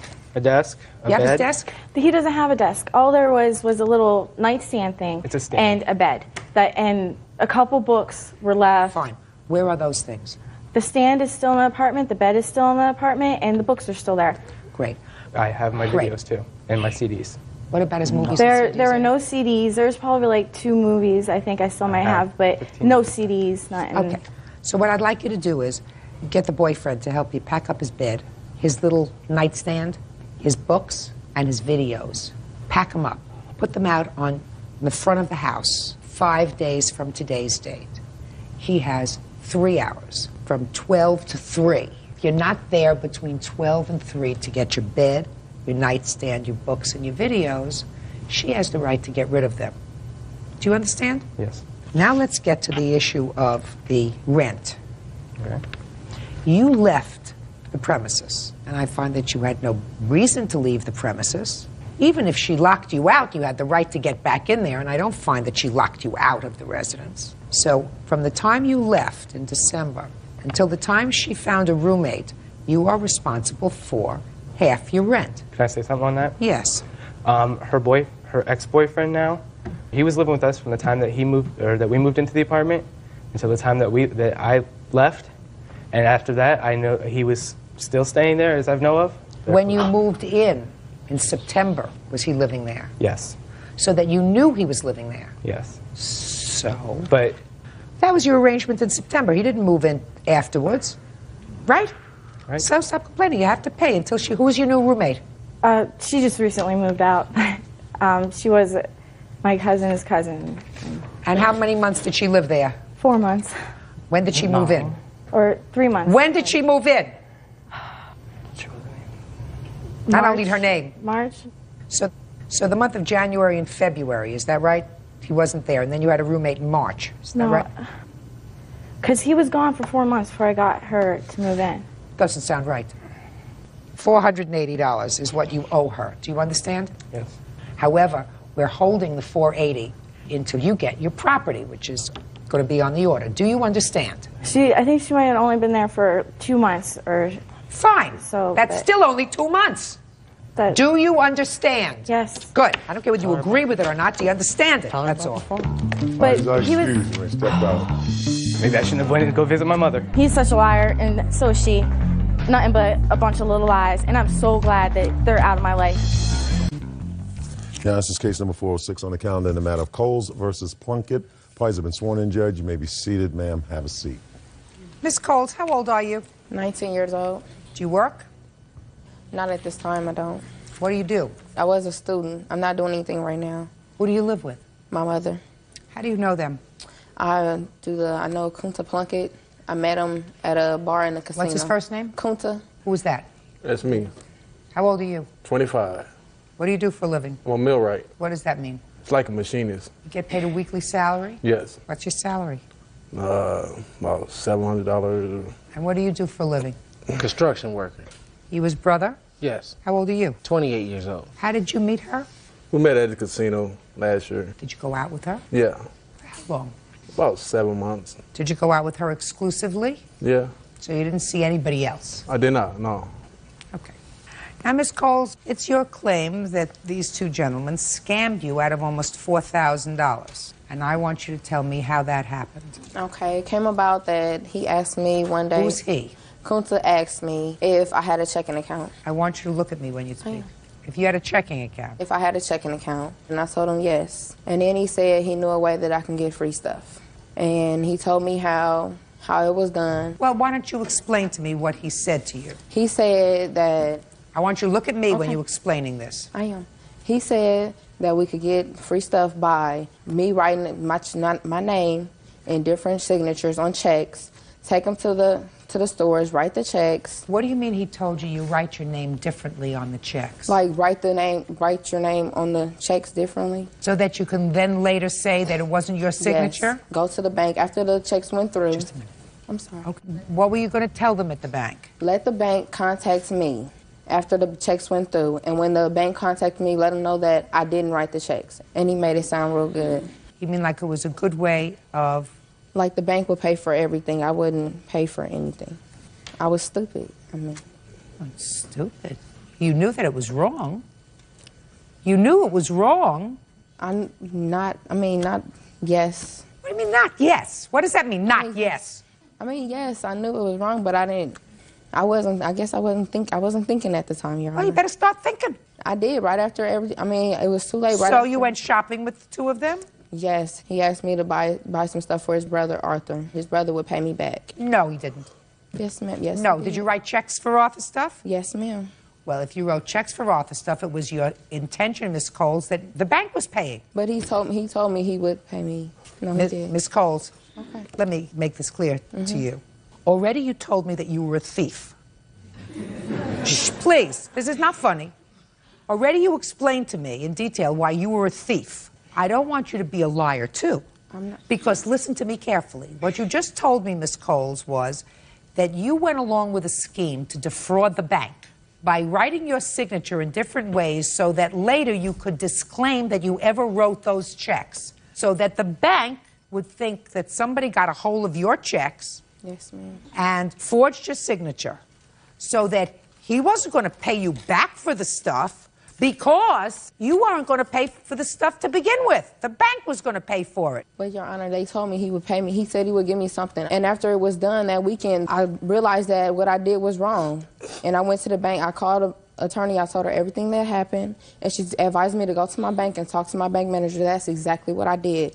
And I stopped myself from getting in any more trouble. And I paid $3,363 of it off, and I'm still paying for it. And all I want is for them to pay for the merchandise that they have. I want them to take responsibility of what they did. What they did was make a fool out of you. Yes. According to you, what they did was make a fool out of you, but you were a thief. You were a forger. But I don't have a background of I'm just a college student. I mean, I was doing good. I just want to go back to school and get my education. I don't have a background of stealing at all. You did? Yes, I did. And I learned my lesson. I just all want right. my money Now let back. me hear from you, the Plunkett boys. You want to talk first?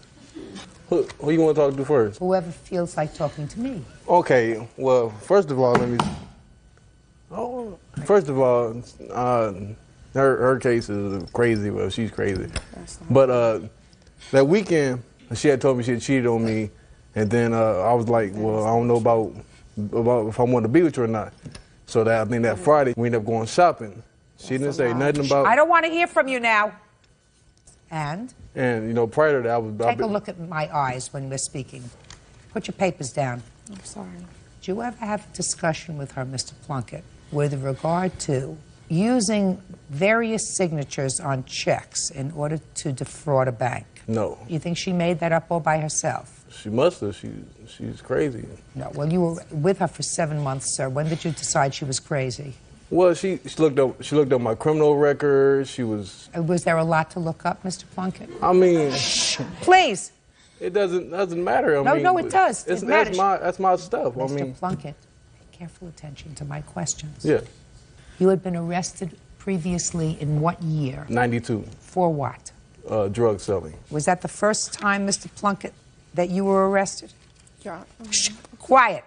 No. Let's take from 1996, Mr. Plunkett, forward. How many arrests do you have after 1996? I had several. I mean, I really can't tell you. It was like minor stuff, driving on suspension. And No, stuff I'm like not that. talking about driving with a suspended license. I'm talking about other things. Felonies? Felonies or misdemeanors? That drug charge is probably the only felony that I had on there. May I say something? I have Just a copy. You have a copy of this Yes, arrest ma'am. record? Maybe it'll refresh his recollection. Can I see it, please? Yes, ma'am. That's how crazy she is. I have pulled a copy. That's not crazy. I have both of theirs, Your Honor. I'd like to take a look at that. Okay. Make it much easier for me. Oh, it's almost a novel. Judge Judy continues in a moment. I don't like you, Mr. Plunkett. The fact that you are not a nice person, the fact that you have absolutely no moral fiber, the fact that evidently it runs in the family because you got a brother who suffers from the same affliction. Total losers. Real cases, real people. Judge Judy. Serena Cole says her ex-boyfriend, Kunta Kinte Plunkett, and his brother, Arthur, conned her out of thousands. Serena says the brothers were using her to run a bad check scam. What were the arrests for false information, Arthur? Giving the wrong name or something. Or something. I don't deny nothing, you know. I know I'm not an angel. I don't deny. Sure aren't an angel, sir. You know, I don't deny me having a history or whatever. I don't know the plaintiff. Why, if you don't really know her, sir, why would you let her purchase things for you? Well, things that I received from the plaintiff, I was under the intention that it came from my brother as a housewarming gift. I had just purchased a house. I didn't ask What did you purchase for Arthur?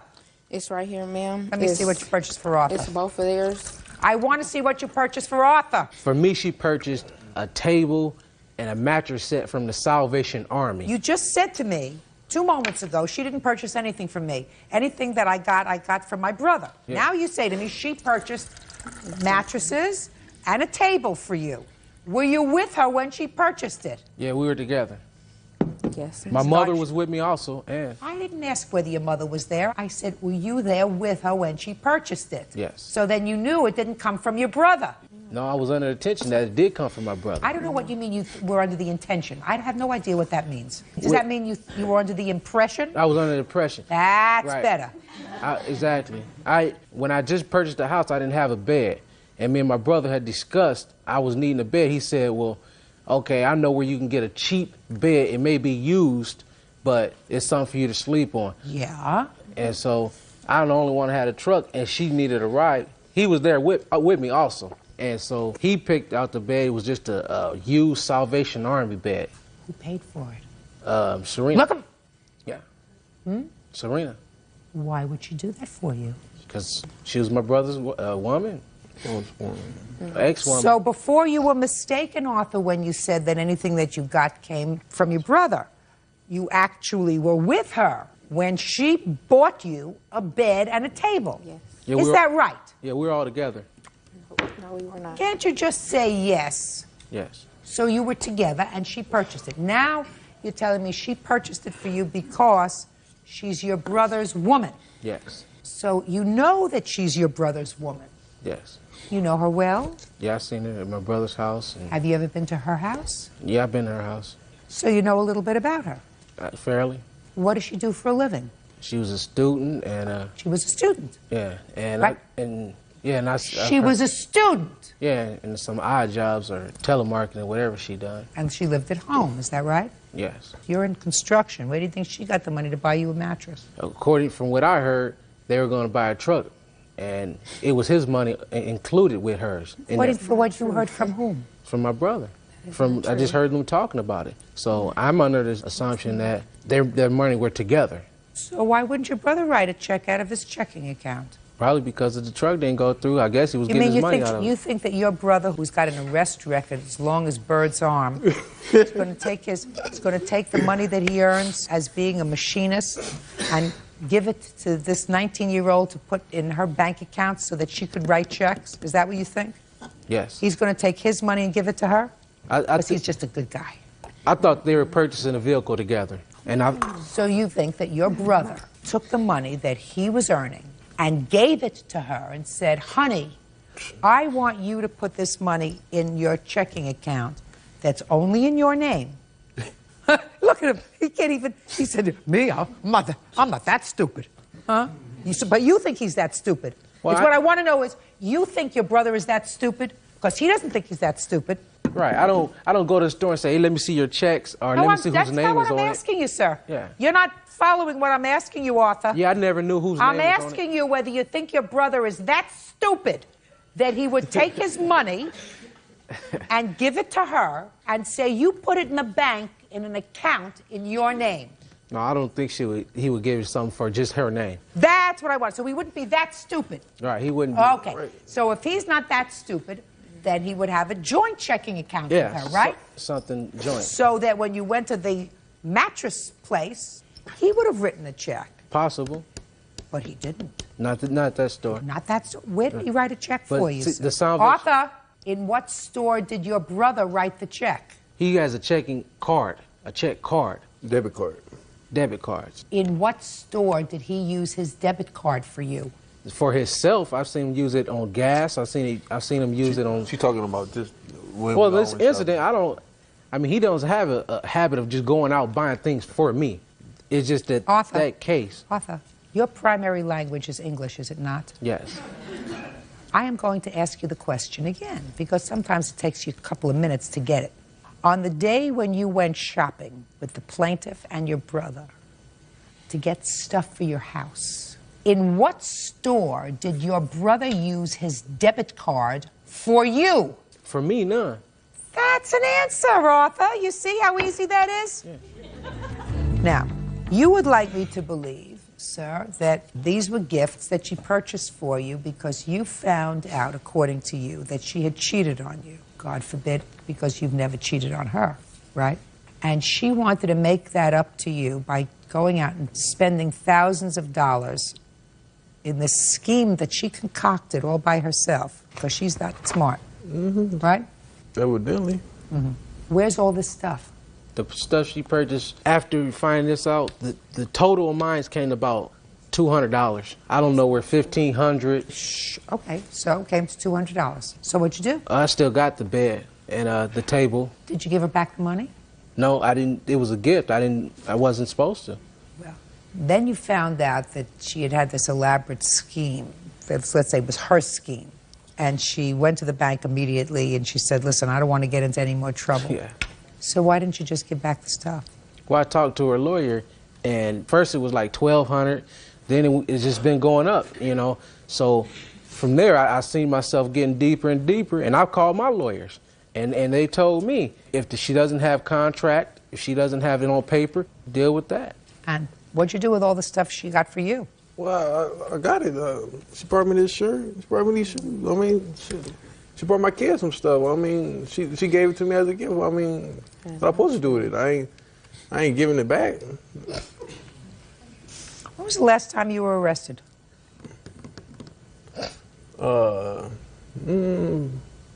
Probably about 98.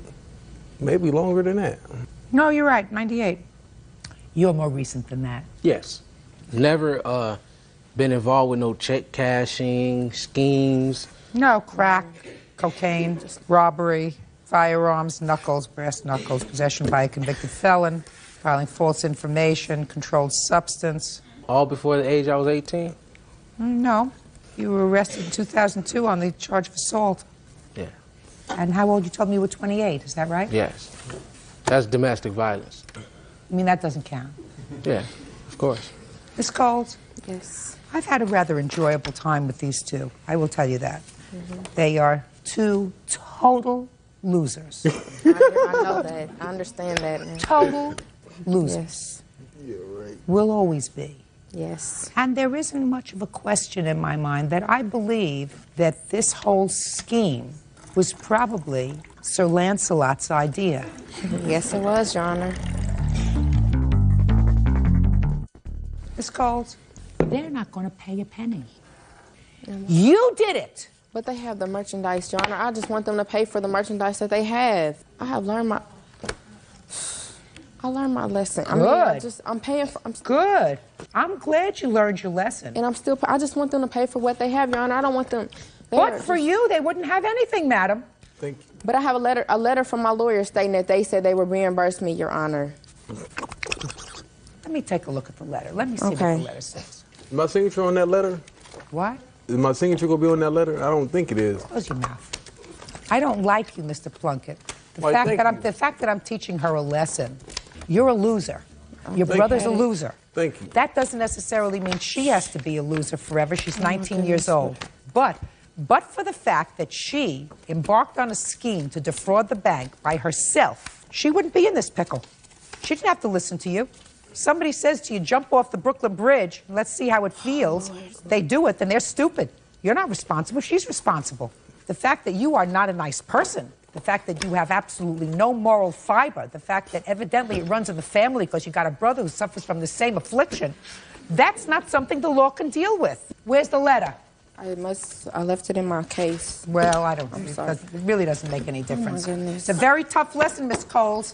By the way, when you came home, you told somebody about what you had done? Yes. Who did you tell? My sister. And your sister said, you're going to go to jail. You better take care of this. Is that what happened?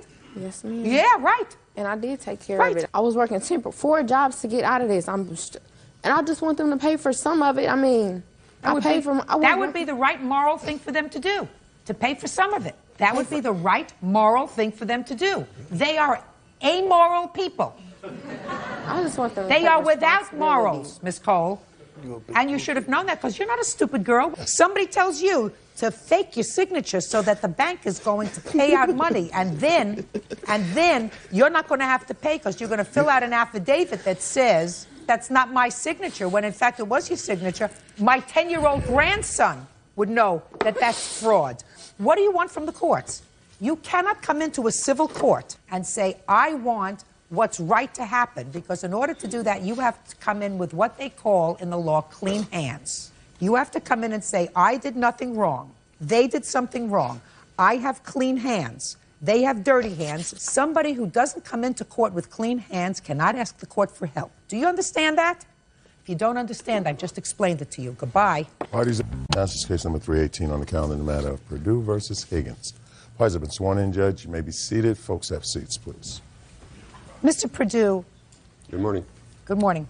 According to your complaint, sir, you gave the defendant rings pursuant to a relationship that the two of you were in. Yes. And she was living with you for a brief period of time, and you claimed that there was a promise that if the relationship did not turn out, she would give you the rings back. You claimed that the relationship did not work out, she left, and you don't have the rings. Yes, ma'am. The second part of your lawsuit is a claim for a small loan.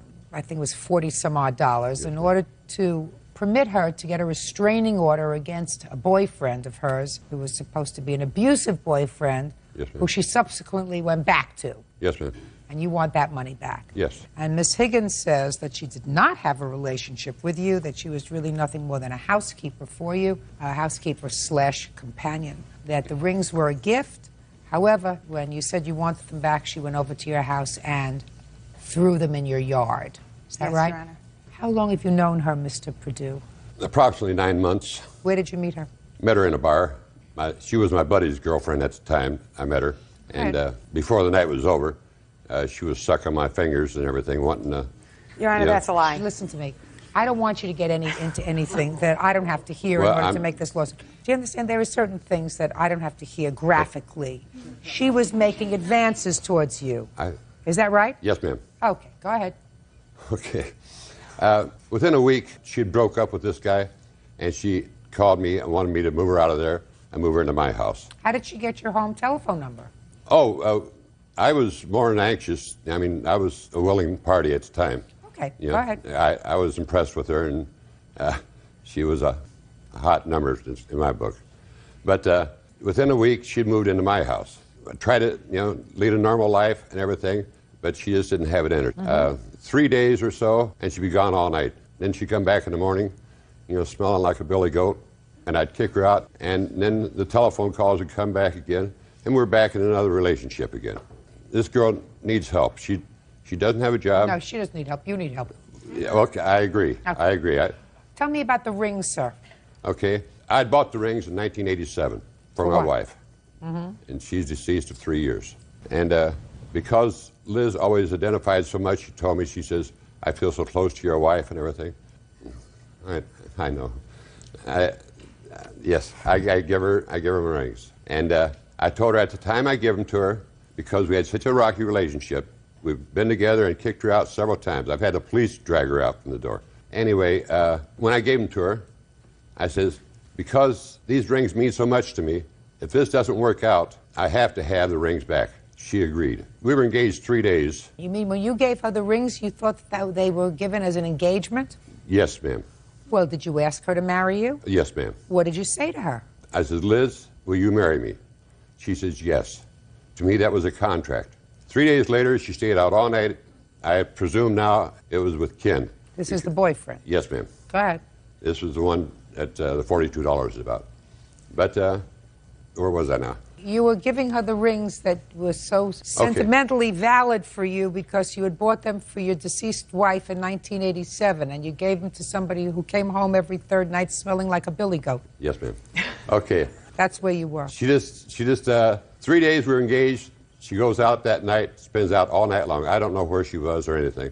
I broke off the engagement. I'm driving her back to her mother's house. And she says, Bill, please let me have the rings for a couple of days. I says, why do you want the rings? She says, I want to save face in front of my family, my wife, my mother, and my kids. I says, okay, but I've got to have them back.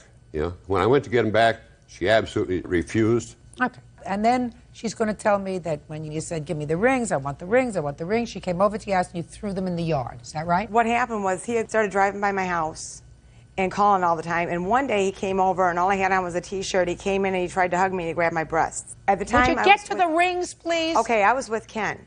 Okay. Good for you. Would you Ken get to told the me rings, flat out, please? this is what he said. He said, I want you to prove that you're done with Bill Perdue officially, okay? So we got in his van, he drove, we drove by, and I threw the rings in his yard and called to let him know that they were there. You're an idiot. All right. Strike you. Strike you. Now, let me go through this with you, Mr. Perdue. She told you at some point in between her going out in the evening that she had to get a restraining order against him. Is that right? Yes, ma'am. And what did you say to her? I went with her down to the town court. We did file a temporary restraining order. I gave her the money. She filed it. A month later, you go back and make it permanent in front of a judge. But the night before, we'd gone out for a couple of drinks, and she started a fight for no reason. I've got no idea why she's so mad, but she's starting to fight. So I says, you know, you got to fight. I said, I don't care. But she said, okay, I'm going to court tomorrow by myself. Your Honor, there was no argument. Shh. I found out that she went to court. As soon as Ken walked in, they went outside for a long time. She came back in and dropped charges on that very day. Fine, that still doesn't make this a loan, sir. My Mr. Perdue. $42. It doesn't make it a loan. She asked me for the money. Your Honor, So he told me he was giving me the money. Miss Higgins, don't interrupt me. That doesn't make it a loan, Mr. Perdue. She asked you for the money. You gave her the money. Yes, ma'am. That's a gift. That's not a loan. So let's Sure. just deal with the rings. All right. Now, Miss Higgins, I want you to tell me your version of the rings. Okay, he had bought these rings, okay? They were sitting in his house, okay, in a box. Finally, one night he comes and he says, you know, he looks right at me and he says, Liz, I know, and these are exact words, I know that you're probably never going to marry me, but I bought these for you. They're your rings. I took the rings. It's that simple. So you were really nothing more than a housekeeper for him. He and I... Shh. That's what you say in your answer, that you took care of the house, you cleaned up, you cooked, and you That's were right. a companion. Is that right? Yes, Your Honor. So it was a job. It wasn't necessarily a job. I mean, we were both benefiting from it. I was staying there and taking a break from my house, and my mom's handicapped, and I take care of her. So I was taking a break from that. And he was benefiting by eating and having his house cleaned. So that it was a barter arrangement, but still a job. You got free room and board, and he got his house cleaned. Right. And his refrigerator replenished with cooked food. That's right, Your Honor. I bought the groceries. Shh. Then can you explain to me why he would say to an employee, you're probably never going to marry me, but I bought these rings for you? Because so you answer that's the reason I left, Your Honor, because he started getting obsessive. And at one point in time, he started referring himself to me as Daddy. Okay, let me ask you this question, Ms. Higgins. Do you believe that if you hadn't taken the rings and encouraged a relationship, if I believe your story, you say, no, I'm not, Mr. Perdue, I'm not taking these rings from you because you're right, I'm not going to marry you. I am your housekeeper. Do you think that he would have become obsessive? He was already, before we had lived together prior to this, he had already become obsessive. See, I stayed with him for a while before. When he was telling you that he met me through a boyfriend I had at the time, okay? And I would invite him over at that time to cook meals for him, okay? Because I knew his wife had just died. I had heard all kinds of different things about him. Okay. So anyway, back then, he asked me to come and stay, okay? And he was missing home-cooked meals, and at the time, that's all he wanted, okay? And I was staying with him. Then he began wanting more, and he wanted sex and different things, and I moved out at that time, too. Now, this time he promised me it would be different. Now, what prompted you, if he wanted all of these things, what prompted you to move back there? Because we had been friends without me living there. We had just remained friends. Is there any reason, Miss Higgins, why when Genius over here told you that he wanted to know that you were finished with Mr. Perdue once and for all, and according to you, you drove by the house and threw the rings in the yard, you couldn't do the civilized thing, which would have been to put the rings in a box, take it to the post office, and mail it to him? Your Honor, at that time I was very angry because the reason this conversation between Ken and I even started in the first place. In fact, can I call him up here, Your Honor, for this? Oh, I would love to hear from him. I can. But anyway, the thing is that I was angry because he was driving by the house and we were getting phone calls, and my kids had told me. Why didn't you just give him back the rings? Because my kids had told me. Why didn't you just give him? I didn't want to see him. Why didn't you just give him back the rings? He was obsessed with me, and I didn't want to see him. You don't have to see him. Mail him back the rings. I was extremely angry. What were you angry about? Because my kids had come to me and told me that he was trying to bribe my kids. Why didn't you just return the rings? I was angry, and I just went and threw them in his yard, and I called him, told him there they were. Listen. Because his threats, he was threatening that somebody was looking around for him to beat him up and everything else. And I was so fed up with the guy. You want to say anything to me? Yes, Your Honor. Her and I have had a rocky relationship, but the thing is, I'm tired of the phone calls from him. It's 7 o'clock in the morning every day. He's come in between our relationship enough times.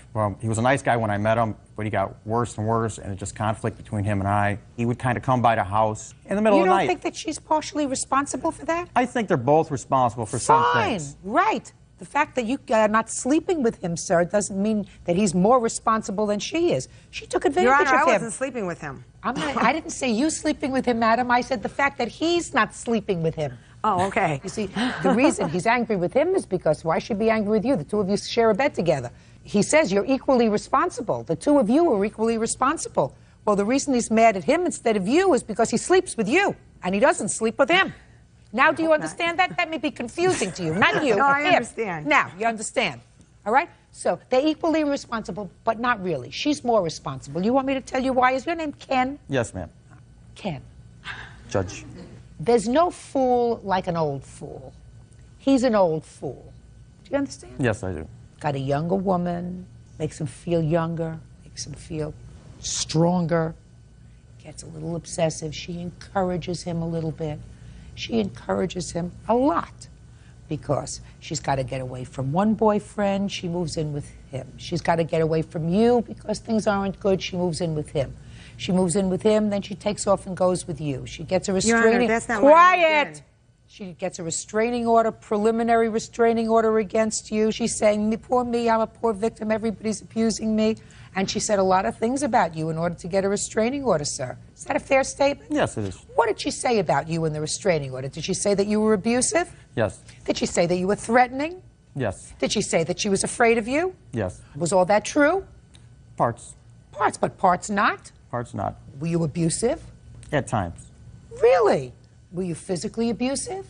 There was some pushing every once in a while. Every once in a while. He never pushed her. That's not what I was told either. No, just a minute. A little obsessive, maybe. But didn't do half the things to her that you did. And then she made up some stuff along the way, according to you, when she made out that report, right? I'd assume so. What do you mean you assume so? You got a copy of it, sir. You read it, right? That's why you showed up in the courthouse that day. And when you saw it, Ken, did you say to yourself, she's lying about some of this stuff? She's a liar? Well, see, I didn't ask her any questions. I had no contact. Did you say to yourself, she's a liar? I never did that. On some of the stuff you did, right? So here we have two people on one side, and you now tell me that she's a liar. I don't say fully A liar. If you lie, any way if you'd you like to put it, Your swear Honor. to an application for a protective order under penalties of perjury, and you lie, that makes you a liar. Yeah. Right. Judge Judy continues in a moment. And later today, She threatened my mother. She threatened all of my friends. She threatened to put antifreeze in my dog's food bowl. You have to stop. I have. Do you understand? Yes, ma'am. You have to stop. real cases, real people. Judge Judy. Bill Perdue says ex-fiancée Elizabeth Higgins owes for the cost of 2 heirloom rings. Elizabeth says she threw the rings into his front yard. Listen to me. I find that these rings were given as an engagement gift in contemplation of getting married. And when Miss Higgins accepted it, she may not have been serious about accepting them as an engagement ring. Yes. She may not have been serious, but she led you to believe she was serious. I don't believe her story that she was the housekeeper and cooked you chicken every other Tuesday and Thursday and maybe a brisket on Friday.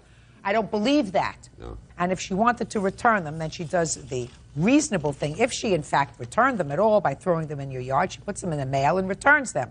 So I don't believe she returned them at all. Judgment for the plaintiff in the amount of $2,850. Goodbye. Parties are excused. You may step out. I'm very glad she's got a new outfit. She looks like a kind of little Catholic girl. We were just true friends, and I truly believe that. I believed he was a good friend to me, but obviously I was wrong. I think I'll probably start going to church now instead of hanging in the bars picking up women. And now, There we go, sir. and now the next case. All parties in the matter of Hoffman versus Birchfield. Step forward, please. Grad student David Hoffman is suing his neighbor, demolition man Vincent Birchfield, and his wife Tara. David says Vincent's 14-year-old twins, Vincent Jr. and James, dented his car during a peach fight. All right, Mr. Hoffman, it is your claim that the defendant's sons were fooling around and having a peach fight, which is throwing peaches at each other. And one of the peaches hit your car, causing a dent. You want the defendants to pay for that. Is that right? Yes, Your Honor. Are you neighbors? Yes, we are. Okay, and how old are these two boys? How old are you? 14. It was good. They said that both together. They're like Why don't you have a seat? You sit down. Yeah, get them up. Where do you expect to sit on your lap? Get over here. Give me strength. Used to be worried. What did you want to be? An engineer, doctor, a lawyer, a dentist, right? Right. Right? Now you know what you're asking? Whether you want to be 15. What were you doing outside fooling around with peaches? We were throwing peaches at each other. Why? Because we went outside and started throwing peaches at each other in front of our house. Why? For fun. And where did you get the peaches from? Peach tree. Where was the peach tree? In front of the building next to us. Who did the peach tree belong to? The owner of the building in front of us. So you stole peaches from somebody No, he said we can have peaches whenever we'd like them. to eat To eat or or throw. to throw. Yeah. You think you're a wise guy? Let me tell you something. 25 years from now, where do you think you're going to be? On a job. Let's hope so. So let's not be a wise guy, okay? If somebody was nice enough to say to you, look, I have a peach tree, whenever you want a peach, go and take it, they meant for you to take it when you wanted something to eat, not for you to act like a moron and take them off the tree and throw them at each other. That be a fair statement, that that's what the person intended when they were being nice to you? Yeah. Try yes. Yes. Or certainly you won't be an English teacher in 25 years. Were you throwing peaches too? Yes. My brother didn't throw any. I was never the threw one any throwing peaches. at him. Hmm? I was the one throwing them at him. And what was he doing? He was trying Running. to catch them? No, he was running away from him. Were they ripe peaches? No. So they were hard peaches. Yes. How many peaches did you throw at your brother? I threw about 3. And who else was throwing peaches? My friend David and Mason. And was it at your suggestion that you go out and take the peaches? Yes. All right, so that fair statement is, under the law, you are responsible for their actions since you clearly got permission to take the peaches and you gave someone else the permission to take the peaches and throw them. And you say that one of those peaches hit your car, causing a dent. Yes, Did you Your Honor. see it? Yes, I did. You did? I saw it occur. Which boy did you see throw a peach? They're twins, and it was difficult to tell, but I know one of these two. They look different to me. Well, they were, as my pictures depict, I was looking at my front window. When I heard a noise hitting the roof in my backyard, a carport, made a loud noise, my dogs alerted. I then went to the front window upstairs immediately, and I saw the peach fight in progress on the four corners. I live Peach on a, fight? Peach fight. It was pretty intense. I mean, they were ducking behind cars. They were up in the neighbor's yard, up on his hill, behind his tree. I mean, it was crossfire going everywhere. So I saw Peaches hit my car, and when I came downstairs, got dressed, came out to my gate, they were gone. Oh, what is this picture of? That's the dent from the Peach. You want to say something? I'll wait my turn, ma'am. You may not have one. Well, I'd like to say a lot of things, and that's not what he showed us where the dent was. He showed us a different car and a dent in his door on his car. Really? Yeah, I'd like to depict a few things. May I get up and talk? Why don't you talk to your sons about how stupid they were? Well, Your Honor... Just a minute. Did you talk to your sons about how stupid they were? Yes, Your Honor. Good. But, Your Honor... I didn't ask you another Well, question. he's When I leaving a lot of asked you things another out. question, you weren't there. Well, Your Honor, I came home. Just answer my question. You were there or you weren't there? Yeah, I was there. You're a liar. No, I was there after the Peach fight and I came home. Yeah, I was there and seen what happened. Just a second. I was there. My kids aren't stupid. The peach don't fall far from the tree. That's fine, Your Honor. Touche, you know, whatever you got to say, but if you don't want to I'm let going me to talk... say it because if I say to you, sir, were you present when this happened? And The you say incident, yes and you yes. weren't. The whole incident, I had been present in some of the incidents, some of the things that happened, yes. Get him when out I of here. came home. Get him out of here, please. No problem. Are you the mother? I'm his wife. You guys, let's Are you go, the boys. mother of these We're out children? Here. No. We're out here. You are not? No. Judgment for the plaintiff and the amount requested because he's taking his children out of here. There's no question in my mind they caused the damage. Judgment for the Bye-bye, plaintiff Your in the Honor. amount of $1,408. Bye-bye. Thank you very much, sir. Thank you, Your Honor. This is case number 162 on the calendar in the matter of Troush versus Barton. Parties have been sworn in. Judge, you may be seated. Folks, have seats, All right, please. you two ladies used to be friends, neighbors, now you're enemies. Each one of you claim that the other is harassing the other. You also, Ms. Troush, claim that the defendant either stole or took your lawnmower. Ms. Barton says that in addition to the harassment, you filed a complaint against her, criminal complaint, which caused her name to be circulated in the paper, and were you arrested? Yes, I was, Your Honor. She was arrested. It was embarrassing, and it was all done out of a vindictiveness. How long have you known each other? For several years, Your Honor. Before you became neighbors? No, we had lived there, and then her and her husband and family moved in. And you became friends? Yes. For years? Yes.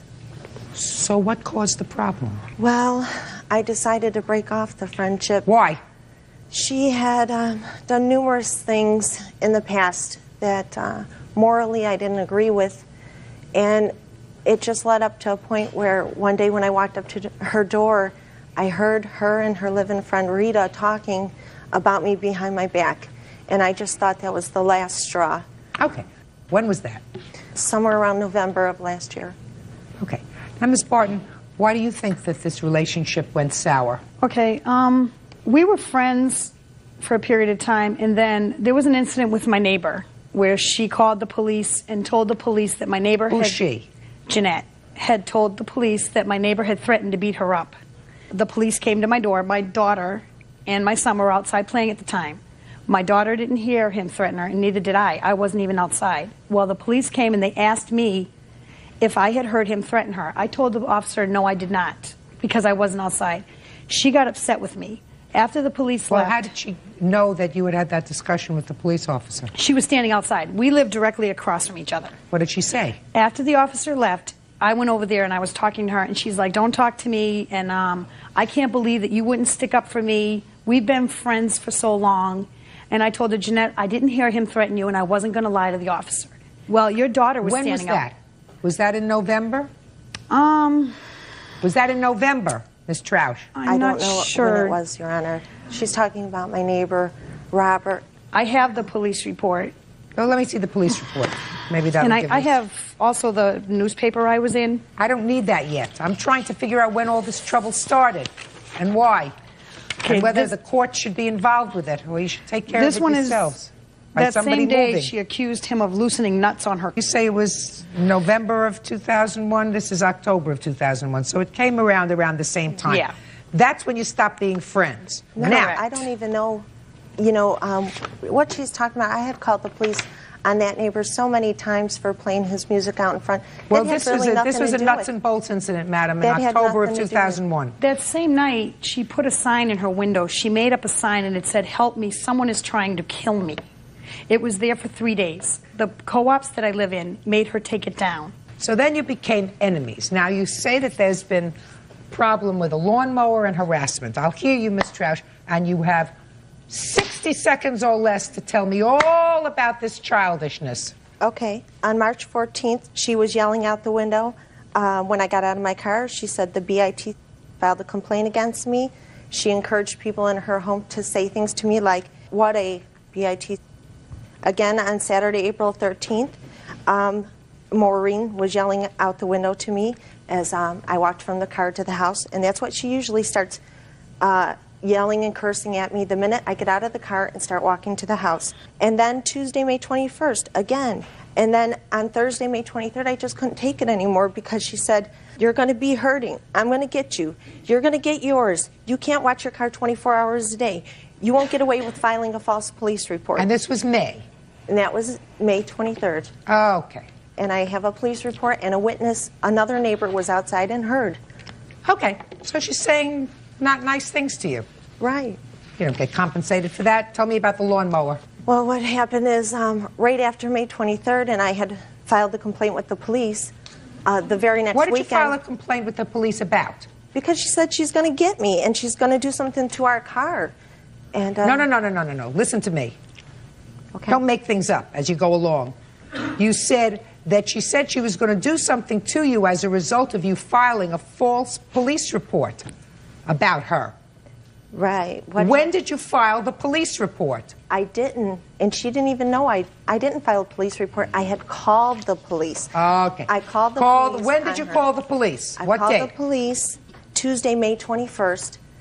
Her and one of her friends was having a fight in our street, and they were yelling back and forth at each other, and it was really early in the morning, I think 2 a.m., and so I called the police, and somebody, the driver of the vehicle, threw a mug and broke it on our street and then peeled out of there. And that's why I had called the police. And that's what she was angry about. Okay. What report did you make to the police? Can I see the police report? Because she must have That is it. not true what she just said. This is what happened because the police came to my house. On the next page, it tells you what they found.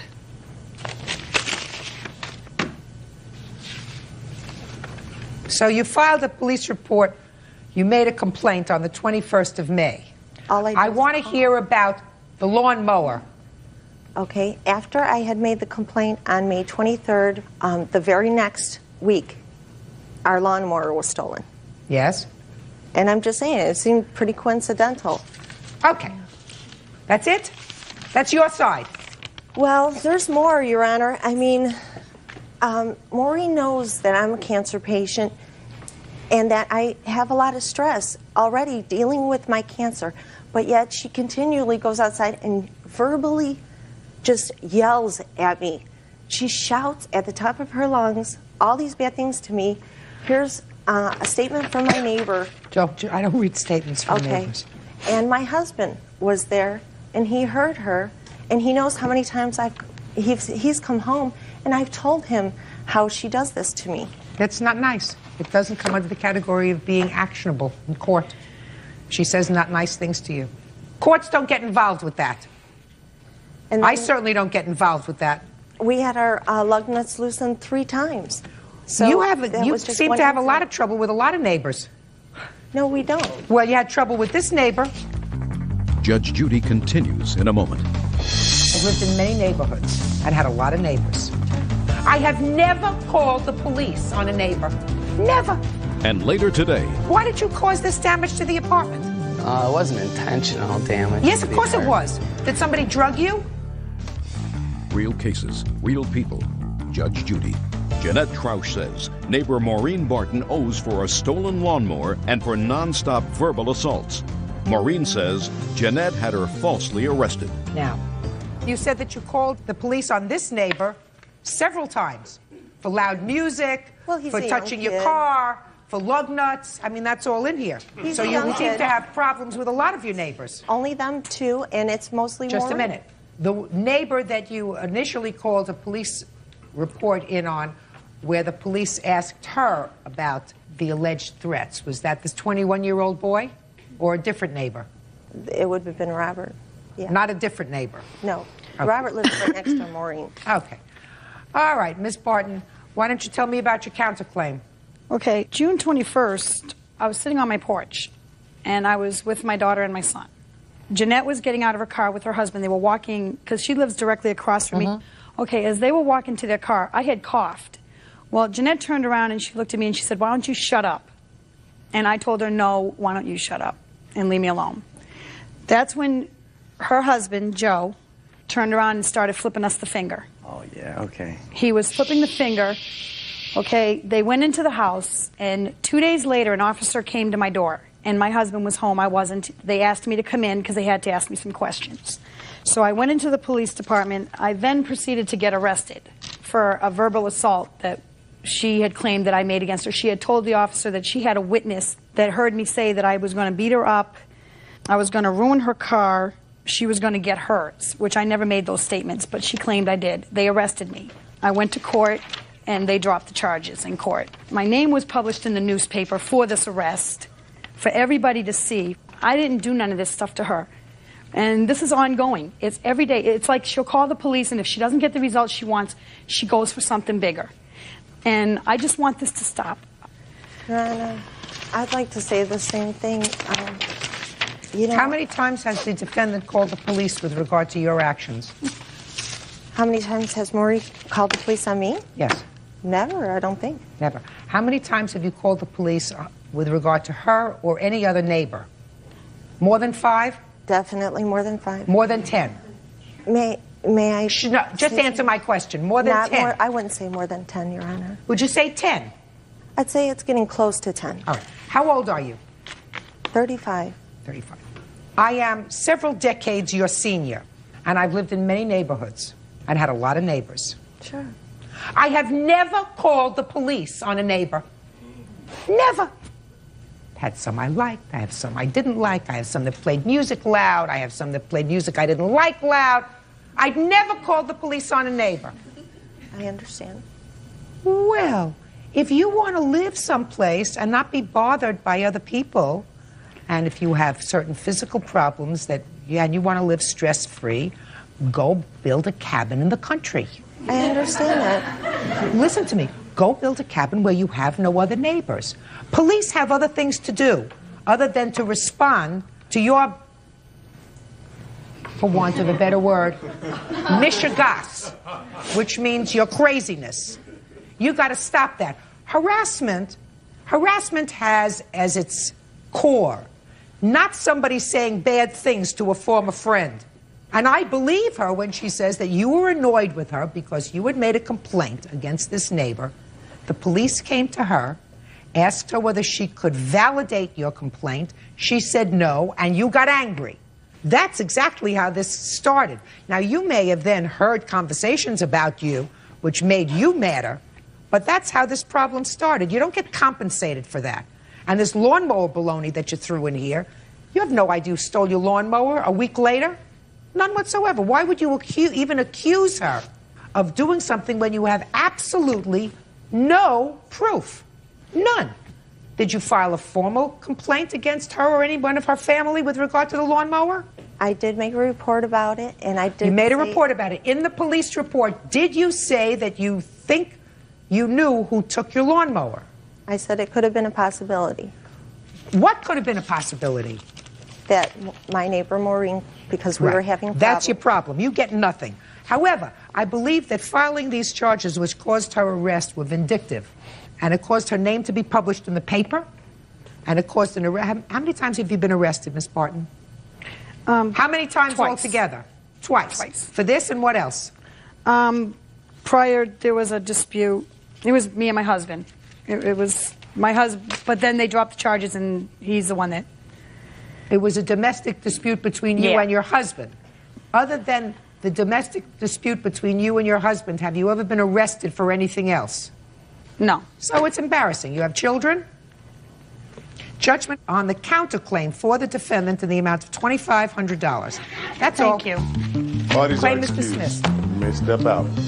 We did so many favors for her, and she just used us until she couldn't use us anymore. Judge Judy saw through the lies. She saw what was really going on, and it spoke for itself. This is case number 439 on the calendar in the matter of Elite Limousine versus Armstrong. Parties have been sworn in, Your Honor. You may be seated.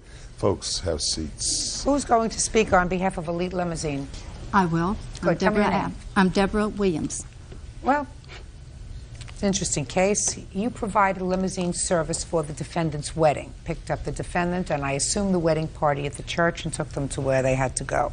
Your bill for the evening was $795, something like that. Yes, Is that right? Yes, ma'am.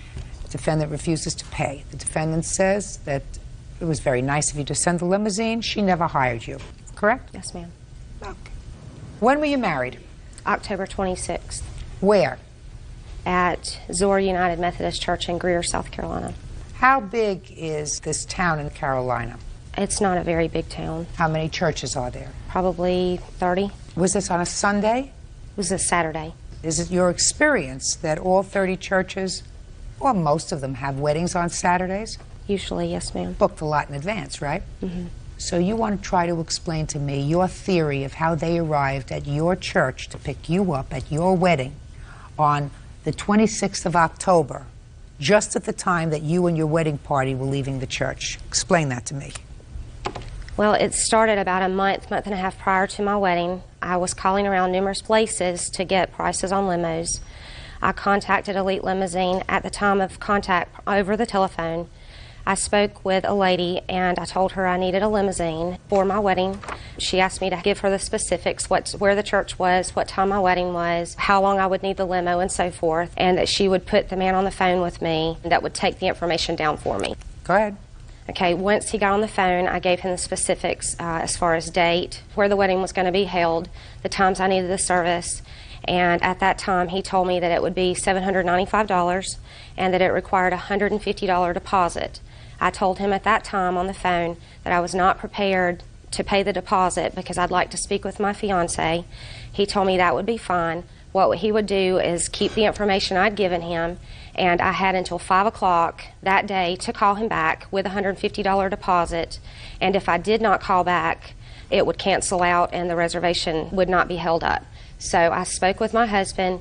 We decided not to do it, and because he told me I didn't have to call back, if I didn't pay the deposit it would cancel, I never called back.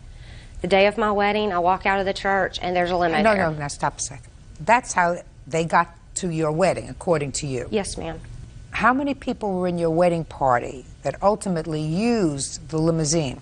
There were 3 bridesmaids, 3 groomsmen, 2 flower girls, a ring bearer, and my husband and I, and 2 ushers. How did you all get to the church? We drove our own personal vehicles, Mhm. and prior to the wedding, we had all decided that we would follow each other to the reception. That was our intentions after the wedding, to carpool to the reception. So you gave up the idea of hiring a limousine? Yes, ma'am. Go ahead. So after my wedding, we walk out of the church. The limo's there. Everybody's amazed, and I've got a videotape showing the actual footage where we're walking out of the church. As we walked up to the limo driver had the door open and he was standing there, and I said, "What is the limo for?" And he said, "Are you Sherry Armstrong?" And I said, "Yes, I am." And he said, "If you're Sherry Armstrong, this limo's for you." And I said, "Wait a minute." I said, I don't understand. I didn't rent a limo." He says, "If you're Sherry Armstrong, it's paid in full, everything's taken care of." Okay. So we got That's in it. the limo. Got in and you went. And that's how it happened. So you thought it was a gift from somebody. Now I'll hear your side, Miss Williams. Well, I think it was late evening in August. Miss Armstrong called. When I answer the phone, I always give people rates of each vehicle that we have. Well, she says that nobody gave her the rates. First And thing then- we do anytime we answer the phone. Do you remember her call specifically? I do. Well, then I want you to Actually- tell me her call specifically, if you remember. I do. My husband took her call. Okay, then if this is your husband, so let me hear you. Yes, ma'am, I did. She called, and she was a very nice lady, and she had some unusual requests. She told me that she was on a budget. We understand that. She initially booked a Navigator. We have a Navigator SUV Super Stretch. So I told her to help her out. I would do what we call a split run, which we don't normally do, but the Greer, the church that she was at, is a well-known church in our community. Our shop is also located in Greer. So usually... Don't tell me usually. Okay. She says, and it sounds logical to me, that if you were going to hold this date of October 26th, that would have required a deposit. What she says has a ring of truth to it, that she was told that you'll hold the date for her till the end of the day, then you're going to need a deposit to hold the date permanently and to show up at the wedding. No, ma'am. She told me she would like to book the vehicle. A deposit is customary, but it's not something we do all the time. Yes, ma'am. And the reason I waived the deposit in this case is she said she didn't have a credit card. She would pay cash the day of the service. She did book the car.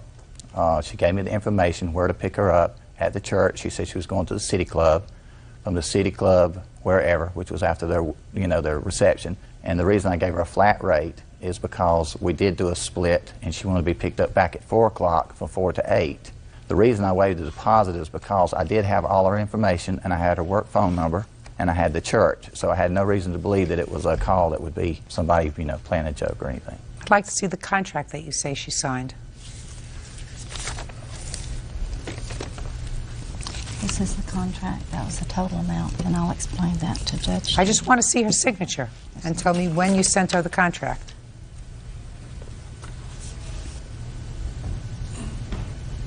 Well, this was signed on the day of the wedding. Yes, ma'am. We send the contract with the drivers unless they request it in advance, and then we faxed it to them. But since it was not requested, we always send it's considered a trip sheet. Each driver has that with them. Tell me about this contract. Okay. That contract was explained to me as a damage waiver. 5 hours into I'd already been to my reception. The limo picked me up at 4 o'clock, like he was supposed to. At 4 o'clock, we went to the church. We cleaned the church up. We left the church, and we were at a gas station 5 hours into the reception. The limo driver comes up to me. That was on a clipboard. He said, "Miss Armstrong, I apologize. I'm a new employee." He said, "This should have been signed prior to you getting in the limo at the church." He said, "All this is a damage waiver stating that if you have broken glass, any damages to the limo, you will be responsible for it." And I said, "That's all it is?" He goes, "Yes, ma'am, it is." And then he made a joke, and he says, "Your first official signature is Mrs. Armstrong." Well, I signed it, he walked away, and that was it. Judge Judy continues in a moment. You and your husband got in the car, 1, 2, 3, snap, snap, snap. If you think that's a gift, you come out of the church, you stop, you say, "My God, what is this? My goodness gracious me, where did this come from?" Real cases, real people. Judge Judy. Deborah and Gregory Williams claim they've yet to be paid for a limousine rented for Sherry Armstrong's wedding. Sherry denies ordering the limo. Okay, Mr. Williams, you have your driver here? Yes, ma'am. I'd like to see your driver. I'm Gene Thompson, Your Honor. Did you make a mistake, Mr. Thompson, that day? No, ma'am. Mr. Williams, did you make a mistake, sir? No, ma'am. I'm not so sure. I mean, I've dealt with limousine services before, and it's not usually handled this way. Well, it's a judgment call for us waiving the deposit. It's not a judgment call, Mr. Williams. It's business. If you told me that you knew this lady, that she came as a reference, that she came through a relative, that you knew her at all, and you decided that you were going to waive the deposit and hold the date anyway, maybe I could understand that. But someone who's calling you from the yellow pages that you don't know from a hole in the wall, you don't waive the deposit and hold that date and hold your Suburban. What if somebody else calls you and then she decides at the last minute that she's not going to use your service? Ms. Williams can answer that. She did call back and she reconfirmed the date. Oh, really? Yes, Tell ma'am. me about that. About a week prior to the event, I got a call. I would assume it was Miss Armstrong. She did not say she was. She was calling to check to be sure that her limo was confirmed. And she spoke about the number of people that would be in there. I said the limit in the Navigator is 15 people. She asked if more people could get in there. I said, "No, ma'am, that's the capacity. We have a larger vehicle." I never called back. I did ask them about the capacity, the first call I made about a month and a half prior to my wedding. I never called them, nor did I go down there or pay any type of deposit. I didn't ask you about going down there, paying any kind of deposit. I asked you about a telephone call. I called one time, and it's a month and a half prior to my wedding, and that's it. How many other limousine companies did you call? Probably, I would say at least 8. Who was the cheapest? They were, actually. Then what changed your mind about having a limousine pick you up at the wedding? My fiance and I talked about it, and we just decided for $800 it just wasn't worth it, so we decided not to do it. And I'd like to see your video. Okay.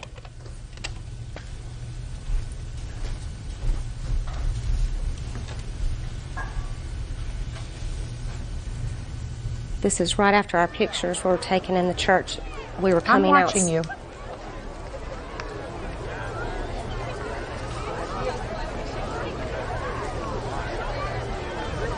Whose car is the black car? Is the dark car right over there? The black car there, I'm not sure, that must be a guest. And it was as you were coming out there that you saw the limousine? Yes, ma'am. I don't believe you. I don't believe you. I have to make a judgment. They say that you called and reserved this limousine. You say you did not. You thought it was a gift. That is not what happens when you think that that's a gift. If you think that's a gift, what you say is you stop, you come out of the church, you stop, you say, my God, what is this? You turn around to the person driving the car and you say, my goodness gracious, put your hand down. My goodness gracious me, where did this come from? I didn't order this. This must be some mistake. You and your husband got in the car, 1, 2, 3, snap, snap, snap. Took a picture. I didn't see anything that says, where did this come from? This must be some gift. $795 judgment for the plaintiff. Goodbye. Parties are excused. You may step out. They made the reservations. They knew it wasn't paid for. I never signed a contract. She said she'd take care of everything at the end of the evening. At the end of the evening, they were very intoxicated. The limo driver told us repeatedly that it was paid for. They were getting unruly. I just feel like I'm not responsible. I told them, go ahead and just let them out. I would handle it in the morning. We assumed, which we shouldn't have, that the limo had been taken care of by a family member or someone else in the party. They had 3 hours before the reception, before the driver came back to find out who had rented the limousine. We had no idea. Bless you. Your Honor, case number 380 on the calendar in the matter of Eckert versus Zavon. Parties have been sworn in, Judge. You may be seated. Miss Eckert, you and the defendant lived together for a period of time. You claim that you loaned him some money during that time and he owes you a month's rent because when he left, he didn't give you notice, and pursuant to your agreement, he should have given you a month's notice. Mr. Zavon says that he did borrow some money from you, not as much as you are claiming, and he would have paid you back, except that because of your actions, he lost his job, he had no way to pay you back, and that you kept some of his personal property, and he has a counterclaim. When did you live together? From when to when? April 18th, 2001 to November 2nd, 2001. Now, what were these loans for? Actually, he was behind on some bills, and he had asked me to pay them for him, and I agreed as long as he signed something saying that he would pay me back, which he did. Let me see what he signed.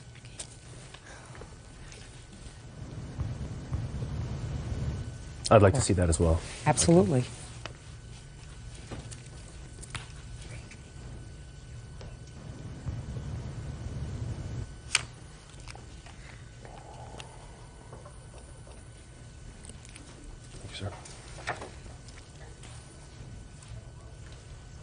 It seems as though it's been changed. It has been changed to less than it was. Okay. If you look very carefully, it's been changed to, I looked at that myself. It's been changed to a lesser amount. Those not aren't a my great. initials, by the way. That's your signature, however. I've That compared is it my with the signature. signature on the answer. That is your signature. It is. So now you remember signing that agreement. I did, Good. Now may I have it, please? but not for that amount. No, not true, sir. Because the original amount on this was some $1,500 and some odd dollars, and that was changed because the Sprint bill was not $200 and some odd dollars, but only $115. So it was reduced. You see that? It was reduced, not increased. Okay. Perfect.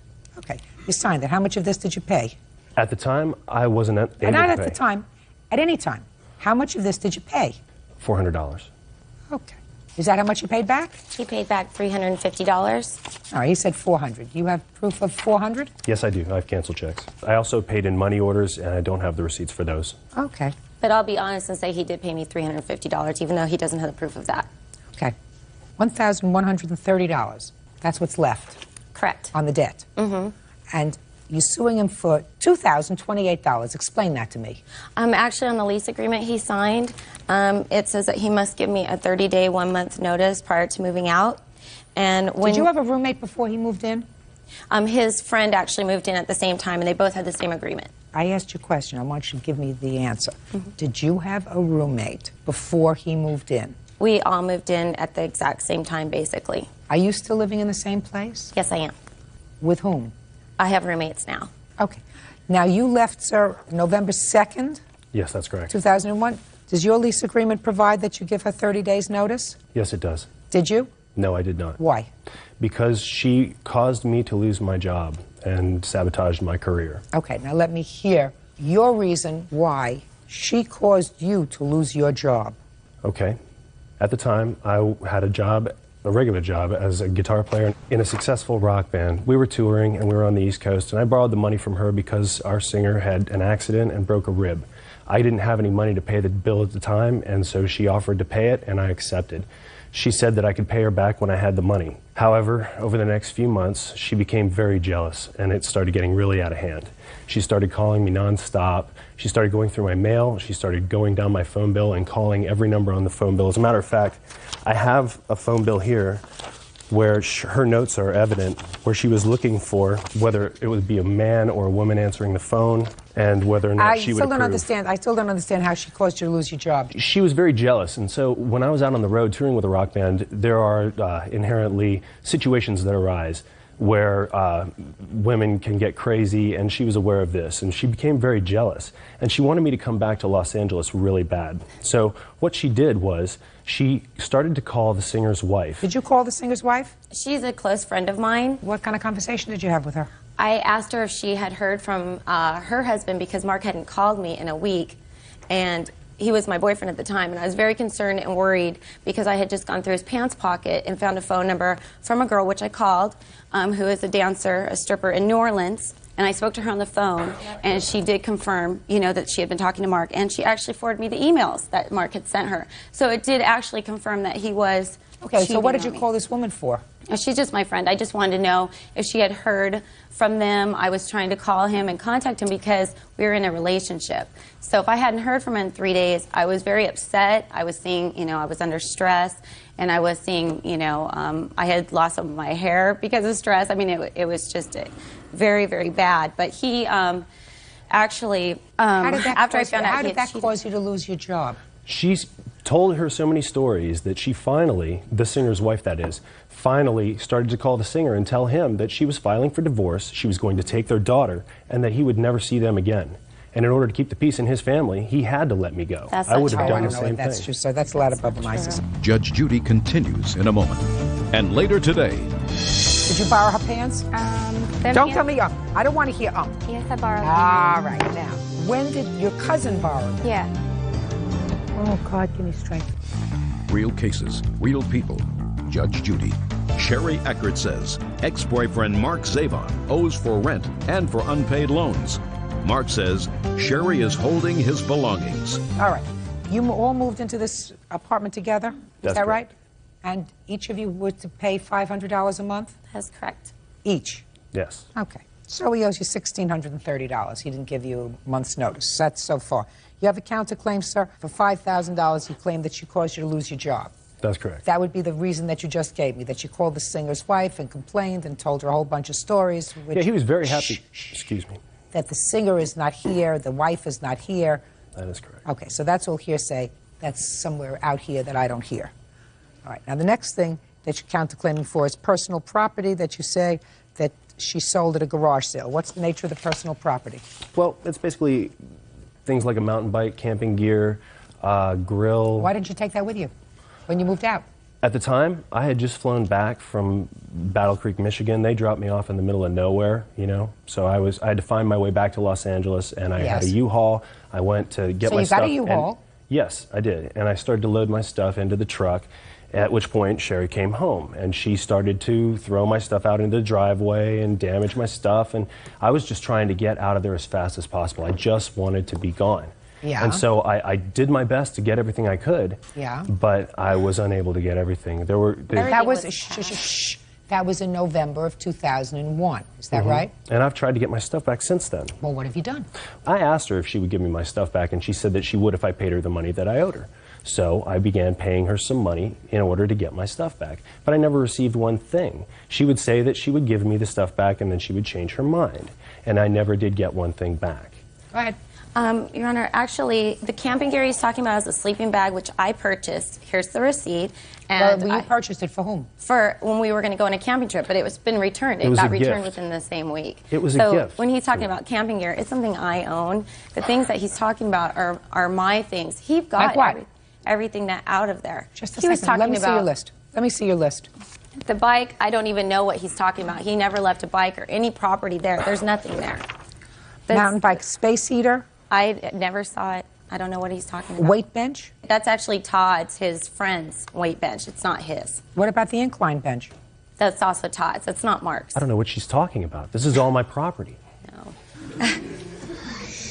Well, then I feel like he had a U-Haul that was a huge truck, and before I got home, he had the whole thing packed. So I don't know why he didn't just take anything that he felt was left behind. I don't know either. And I don't know why. Especially if he's going to- And I don't know why he waited for a year to come after all this stuff. Anyway, in any event, you didn't pay any rent. Is that right? I paid rent right up until the time that I was No, you didn't pay any rent after you moved out, did you? No, I did Right, not. then you should have come to get all this stuff. I tried to, but she wouldn't let me come over, and I didn't want to come over if it... Then what you do is you go to court. That's do you understand? true. Yes, what you I do is you sue. What do you expect her to do? Hold on to all this stuff for a year? I tried to get it back continuously. Then what you tried by going to court, just like you did now. I understand. And you do so promptly. Yes, ma'am. It's easy. It's easy for her. She's got an IOU. IOU makes it easy. A lease makes it easy. But you don't leave a whole bunch of stuff, if this is your property, for a year and then say, oh, by the by, I want my property back. So you forget about that. You owe her $1,630. Isn't that what I said? $1,630? $1,630. Pay the money. Goodbye.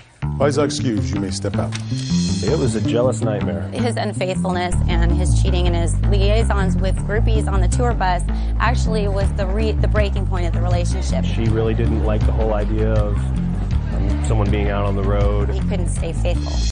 Your Honor, this is case number 132 on the calendar in the matter of Brodzik versus Phillips.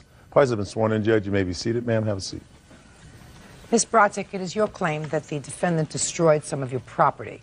This was while you were on a vacation together in St. Thomas. He was there for a friend's wedding. Want to tell me what happened, please? We arrived on a Tuesday morning. Everything seemed to be going fine. It was his friend's wedding that was taking place Yes, it was. there? I'd met his friend before, prior to this. And Were you dating each other at the time? yes. Okay, go ahead. And then Brad is not supposed to drink, and as soon as he started drinking later on that evening at dinner, he became quite belligerent. He started, dancing with other women at the bar, and then he started to pick a fight with a man that engaged me in conversation. And then after that, we went back to the hotel, and he passed out. The next morning, same scenario, drinking again, belligerent. None of this is true. Really belligerent. And at one point in the evening, he told me he was going to leave and go with the waitress, and said he couldn't believe that all his friends were saying, why was he there with me? And at that point, I thought he was kidding, until the waitress came up to me and said, are you with him? And at that point, I just knew I had to get away. So I went to the bar at the total opposite side of the place. I was talking to a gentleman. He was going to help me, get my stuff out of the room. Brad saw this conversation. You mean this gentleman? Yes. Had you met this I met man him before? there, yeah. I met him that day. Okay, so you just met him? Yes. Go ahead. Brad saw this conversation, and he threw a drink at me. He pushed me over a beach railing. He pushed me several times and started screaming, told me he was going to kill me, he was going to threaten my life. At that point, I called the hotel because I had both room keys in my possession. I said, please don't let him in the room. I just want to get back there, get my things, and leave. Did he leave at that point? His friends assured me that they would keep him with them so I could go back safely and get my things. Go ahead. And then I arrived at the hotel. The security officer said that the gentleman that's staying in the room had been there 5 minutes prior. As I walked up to the door, he was coming up from the beach, completely soaking wet. And I said, where's my stuff? He said, it's gone. It's gone. I got rid of it. I destroyed it. You don't have anything. And I went into the hotel room, and I just had an empty suitcase. Actually, when I walked in, these are my glasses. They were destroyed, and they were right when I walked into the room, as well as later on that day, my passport had washed up in the ocean. You can tell it's been destroyed. The top of it was ripped off because it's pretty much intact, other than the top of that. And I actually have pictures and a doctor's report from where the bruising had occurred from him pushing and hitting me. Pushing and hitting you.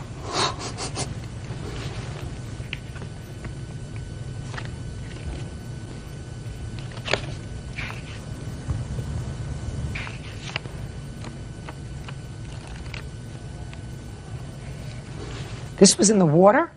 Yes. Or it was on the beach. It was returned to me from the security office at the hotel. It's on the beach. It clearly wasn't in the water. Can I see a list of the items that were destroyed, please? Yes, ma'am.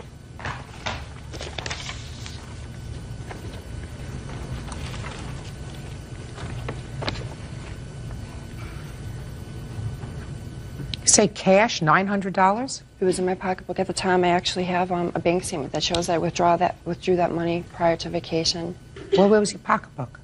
It was in the room. I had just a little beach pocketbook that I took with me to the bar. I didn't want to... And you left your cash in the room? Yes. That was silly. People don't usually do that. Wasn't there a safe in the room? Yes. Yeah. So why wasn't your stuff in the safe? I just didn't... Cash in the safe. Okay, Mr. Phillips, let me hear your version of the events, please. Okay. On the night in question, we had been there the first night. Everything had been wonderful. We had gone out to a restaurant. If I was not supposed to be drinking, and if I become belligerent upon drinking, it would have obviously happened the first night, because between three of us, we went through about 3 bottles of wine, the very first night at dinner. Prior to this, 3 weeks earlier, I'd been to visit her in Boston, at which time we had dinner, bottles of wine, went out after that, drank that night also, went home. What makes you think, Miss Brodzik, that he is not to drink? He told me he had been in rehab in January, and he's not supposed to drink due to custodial rights and some agreement that he has with his What kind of rehab parents. was he in? I'm not exactly sure. Drugs or alcohol? Both. Where were you in rehab, Mr. Phillips? In Center City, Minnesota. For how long? For 14 days. Is that a dry out? That was not for alcohol. What was it for? It was for marijuana. I am in the alcohol business. It's what I do for a living. I am a registered sommelier. I taste wine for a living, and that is what I do. I have not had any problems, never been arrested for DWI, never been in any sort of... Listen to me, sir. Yes.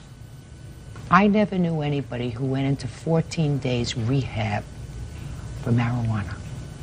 It was part of my wife had a problem with me smoking marijuana socially, and I said I didn't want to stop. She put an ultimatum to me to either do this or we were going to get a divorce. She was vehemently against marijuana. Those are the facts. Yeah. Okay. Go ahead, Mr. Phillips. So let's move on to Tuesday night, sir. It's actually a Thursday night, ma'am. Let's move on to Thursday night. Thursday night, we are out with the wedding party, rehearsal dinner. Everyone's drinking, having a good time, including Miss Brodzik, drinking quite heavily. Everyone's dancing, karaokeing, wedding party. Everyone's having a good time. She says numerous times to me, oh, I'm going to go up to the bar and get a drink. I don't pay any attention to it. She goes up to the bar, gets a drink. I'm sitting there laughing, you know, having a nice evening with my friends. The groom, one of my best friends from college, looks over to me later that evening and says, have you noticed Jennifer missing a lot this evening? I said, no. He says, why don't you go look for her? I said, what do you mean? He says, do me a favor. Go look for your girl. I proceeded to walk around the corner of the bar to the other side of the bar that was hidden from where we were. As I walked around the other side of the bar, she has her hands wrapped around a gentleman's neck as they are sucking face. Judge Judy continues in a moment. I was very hurt. This is a woman that 2 weeks earlier had asked me for monogamy. Now I find her with her tongue down another gentleman's throat. And later today... Did you ever pay a cable bill? No. Did you watch cable? I wasn't there all the time to watch it. Give me a break, will you please? I didn't ask you whether you sat there with your eyeballs glued to the television for 24 hours a day. Real cases, real people. Judge Judy. Jennifer Brodzik says ex-boyfriend Bradley Phillips owes for destroying her belongings in a fit of jealous rage. Bradley says he caught Jennifer kissing another man. Go ahead. I then go over, pull the two of them apart, start screaming at her. Without question, I had lost my temper. I was humiliated. I was very hurt. This is a woman that 2 weeks earlier, when I had been in Boston, had asked me for monogamy. Now I find her with her tongue down another gentleman's throat, which was his quote, as a matter of fact, when he was asked by the groom what happened. So my friends say to her, look, go back, get your stuff out of the hotel room. We're going to take him out. You guys separate. I go out with my friends. I go back about an hour and a half later. I get back there. She still hasn't been in the room, hasn't taken any of her stuff out. I proceed to take her stuff in one swoop of my hands, where I had rented a villa on the beach, walked down and threw her items in the ocean. So? Overreaction to disturbing and tactless behavior by her. no question. However, I took on an all... What was left in the room that belonged to her, sir? I guess the suitcase. I just reached into the suitcase, grabbed all the stuff, walked down and threw it in the ocean. Did you take her passport? No, I never touched her passport, ma'am. Did not rip the cover of her passport any way, shape, or form. Everything was in... I just reached in the suitcase, scooped everything up, and threw it in the ocean. What about the cash? Have no idea. Never even saw a wallet. There was a bag there, but I just... What do you mean a bag? There was her Louis Vuitton handbag. Was part of it. Was part of what you Was part of threw? everything that I grabbed, yes. Okay.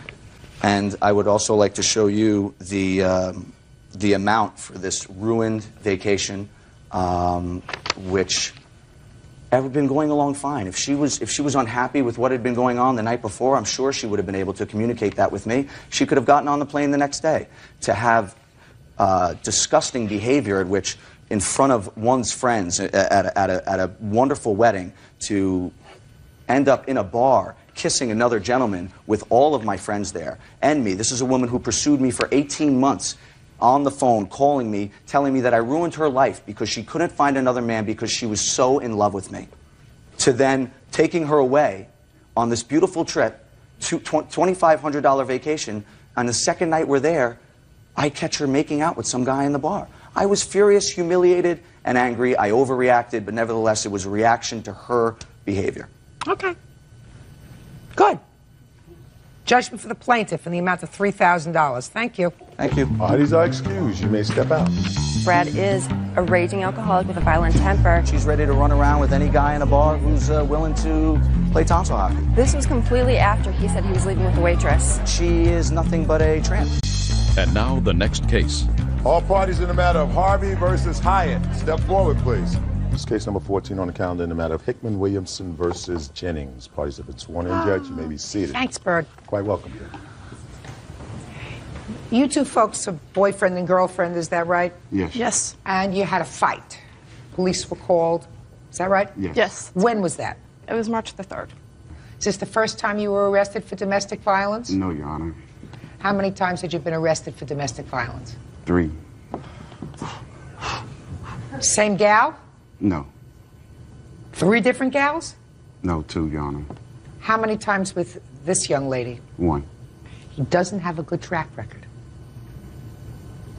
In any event, you were being held in jail, and you decided that you didn't want him in jail. Is that right? That's right, Your Honor. So you wanted to post bail. So you got some money together. How much was the bail? $1,500 in cash. But you didn't want to go down and post the bail yourself. No, Your Honor, I was not able to since I was involved in the case. So that you gave the $1,500 to the defendant to post the bail. That's right. Correct? Correct. And you went and posted the bail, and of course you understood that when and if the bail was returned, that it went back to the plaintiffs. Correct. The bail was ultimately returned, and it was returned to you by way of a check. Right. Sent to your home. Yes, Your Honor. And you want your money. Yes.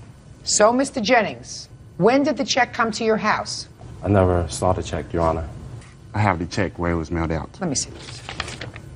Give him the one that I signed to.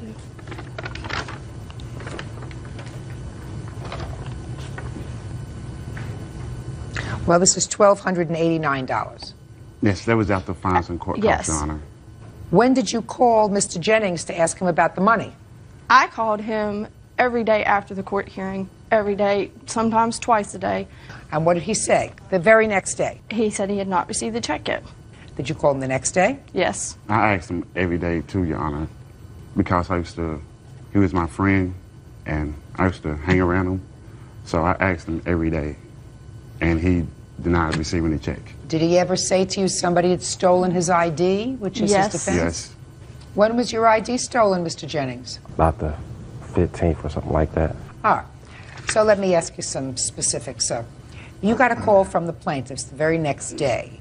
So you were on alert that this check was going to be coming. Right. Do you work? No, not right now. Were you working then? No. So you were home. Not always. You were home enough to get your mail Right. every day. Yes. Who else lives with you? A friend of mine. Who? This guy named Tommy. Tommy what? Did you ask Mr. whether he had seen the check? Yes. And what did he say? He said he hadn't seen it. Now tell me where your mailbox is. The mail comes into my door. It's a slot in the door. They slide the mail through. And only the two of you were there? There's people in and out my apartment all the time. People invited by whom? Me. So you find out who stole the check. They're not going to be out the money. Sir, if what you're suggesting is that somebody came and stole that check, forged your name to the check, which they would have had to have done, is that right? Right. Take it to a bank where they had an account, or to this bank. I have his signature, Your Honor. Can where I he see it, please? Cashed the check. Can I see it? And I Statement from the BP. also have a written statement from the manager at the BP gas station where he cashed the check. It was cashed at a gas station, not a bank. I'm looking at your answer, Mr. Jennings, where you signed your name. I'm looking at this check, so whoever signed your name not only signed your name, but also was a pretty good forger. So it had to be somebody who knew your signature really well. If someone stole my ID, enough practice, they can forge your name right. Well, enough practice. Let's see when this was done. I have a written statement from the manager at the BP that Let me said see it, please. that it was him. Let me see.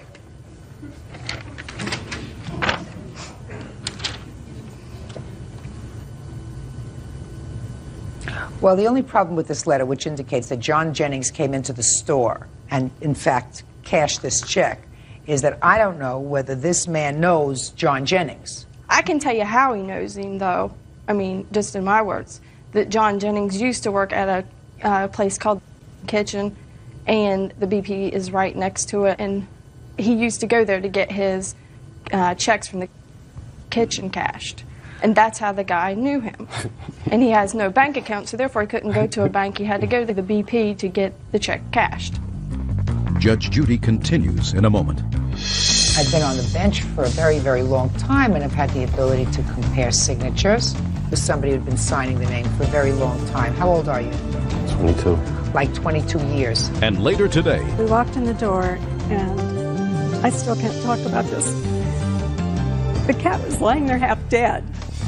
real cases, real people. Judge Judy. Angie Williamson says when boyfriend Drayton Hickman was arrested for domestic violence, she gave former friend John Jennings money for his bail. Angie and Drayton claim John stole the refund check. Mr. Jennings, I'm not prepared at this moment in time to say that you are a thief. I may think it, but I'm not prepared to say it. Whether you are a thief or not, you have the ability to find out who actually, if it wasn't you, which I doubt, stole your ID, cashed this check because you live with one other person and you know, according to you, who else comes in and out of your house. Right. So you go find them, sir. Well, Yes. Well, when she called me from the courthouse saying that the check had been cashed with my ID, had called to the courthouse and was trying to find this out. And I was on my way down there, and I seen a mutual friend, and this friend told me that they said that I robbed them, and I was doing them a favor by going to bail him out of jail, and for them to accuse me of robbing him, I don't think that I should have to figure out who done You it. probably did rob them, sir. Excuse me, Your Shh. Honor. I'm sorry. You probably did. Mr. Jennings, I am not a handwriting expert. However, I've been on the bench for a very, very long time and have had the ability to compare signatures, to take expert testimony in the field of forensics, and I look at those signatures, and they're the same. You signed twice, once before the check was cashed, and then they said to you, no, we want to see you sign it again right here so that you're not going to take a lot of time to sign your name. And the same signature, Mr. Jennings. And all this happened in a relatively short period of time so that whoever signed that check didn't have a couple of months to sit around and try to figure out who signed, how to sign the name very, very quickly. It was somebody who'd been signing the name for a very long time. How old are you? 22. Like 22 years. Anyway, judgment for the plaintiff in the amount of $1,289.75. Thank you. Parties are excused. You may step out. I totally trusted him too with my money, or I wouldn't have given it to him in the first place. I was just thinking some BS. I never thought he would do that to me because we've known each other for so long. How you doing, Judge? Good. How are you? Good. It's case number 95 on the calendar in the matter of Raymond versus Holmes. Thank Parties you. have been sworn in. You may be seated. Folks have seats. Mr. Raymond, you and the defendant were involved in a romantic relationship and decided to lease an apartment together. The defendant moved out sometime during the lease, and you want her to be responsible for her half of the rental of the apartment. That's what the case is about. Ms. Holmes says, she was sort of forced to move out. She'll explain that to me. When did you decide to lease this apartment together? We leased the apartment February 5th, 2001. We were living previously at another apartment complex, but it was just strictly my name on the lease. And what prompted you to rent this apartment together? I was naive enough to think that we might be together for the rest of our lives and maybe start a family together one day, you know? And obviously I was wrong, and... That's the end of the story. How much were you paying in the old apartment? I was paying $685. And how much was the rent on the new apartment? $870. What was the financial arrangement as far as the rent was concerned? That we both pay half, and we were both paying half of electricity and telephone as well. How many months did you live there together?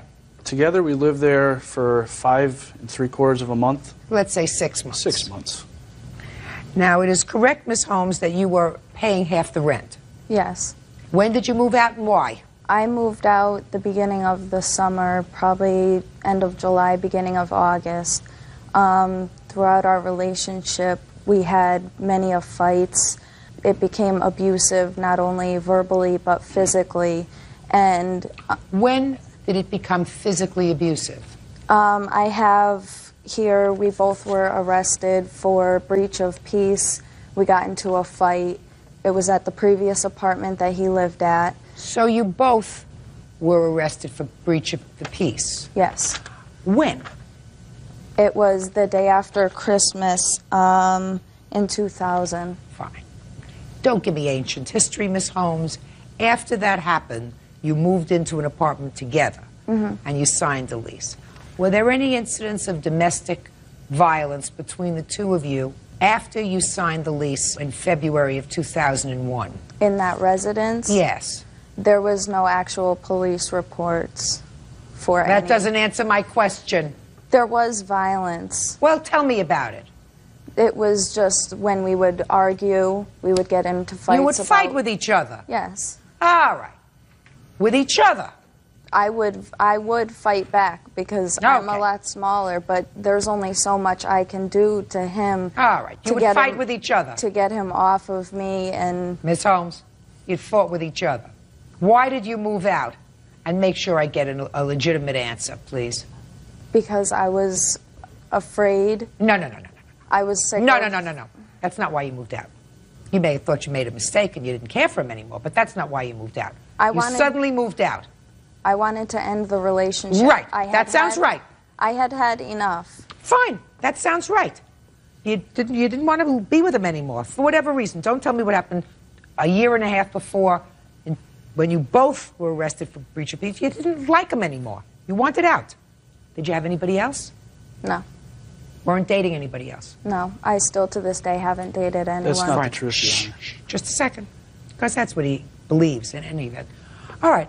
Now, when you moved out, what arrangements did you make with him with regard to the rent and regard to the lease? I told him that I would pay him for the month after that I had moved out, just to be nice, to help him out, because I understood that it was a lot of money, and that after that he was on his own. Did she have this discussion with you, Mr. Raymond? Yes, she did, Your Honor. Fine. She said she'd pay you 1 month when she wasn't there and then start looking for a roommate. Matter of fact, she said she was going to help me out every month, not just 1 month, until it was over. Did she pay you that 1 month? At the end of August, yes, or beginning of August, August 1st, she did. Okay. What kind of search did you do, sir, to find a roommate? Is not an answer. I tried to find a roommate. My best friend was going to move into the house, but it was just a one-bedroom, so it was very hard to live with somebody else as well as the dog that we both owned. Really, no one else could be around the dog except for me and her. And it's hard to find somebody to live with a dog that is not their owner. Mr. Raymond, Yes. she moved out a year ago. Yes. Are you still living in the apartment? No, Your Honor. When did you move out? February 5th? When your lease was up? Yes. Where did you go? I moved in with my best friend. And what's your rent? $300. So you did not attempt to get out of your lease? I attempted to, but without the $350 lease breakage fee, which I have in the lease right here, they wouldn't let me even try to do it because she has to come up with $350 for the lease breakage fee, as well. She wrote a Well, letter. she could have, listen to me, she could have, instead of giving you the $435, given them the $350 for the lease breakage fee. And then what would have happened to your rent? I would have still been able to cover it, probably. Okay. So instead of spending less money to break the lease, which she could have done, correct? She gave you more money for the month that she wasn't there. Yes. So I want you to tell me, Mr. Raymond, after a year, what brings you to court, sir? Judge Judy continues in a moment. Suddenly, when the money ran out and I didn't have any more money left, she was gone. Of course. And later today, We have a lot of strays. Strays are not your problem. Your problem is your two cats. real cases, real people. Judge Judy.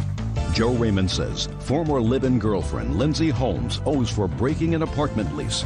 Lindsay says she moved out because she was scared of Joe. Go ahead. What brings me to court is, well, we still have relation within this year. I mean, we still talk to each other. It was on and off for the past year. And she continuously told me, I'm going to help you out, I'm going to help you out, I'm going to give you money. And I never received any money except for that one time in August. And I found out that she was seeing a Rocky Hill police officer. And I was very disturbed of that When fact. did you find that out, sir? I found this out 3 weeks after she moved out in August. That's one of the main reasons we stopped talking at that time. That's still a year ago, so what brings you to court now?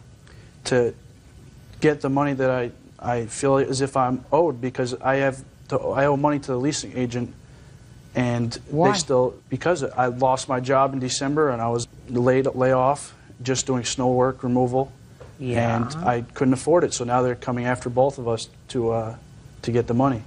When did you stop paying rent, sir? I paid September, October, November, December. December rent was not paid. Let me see.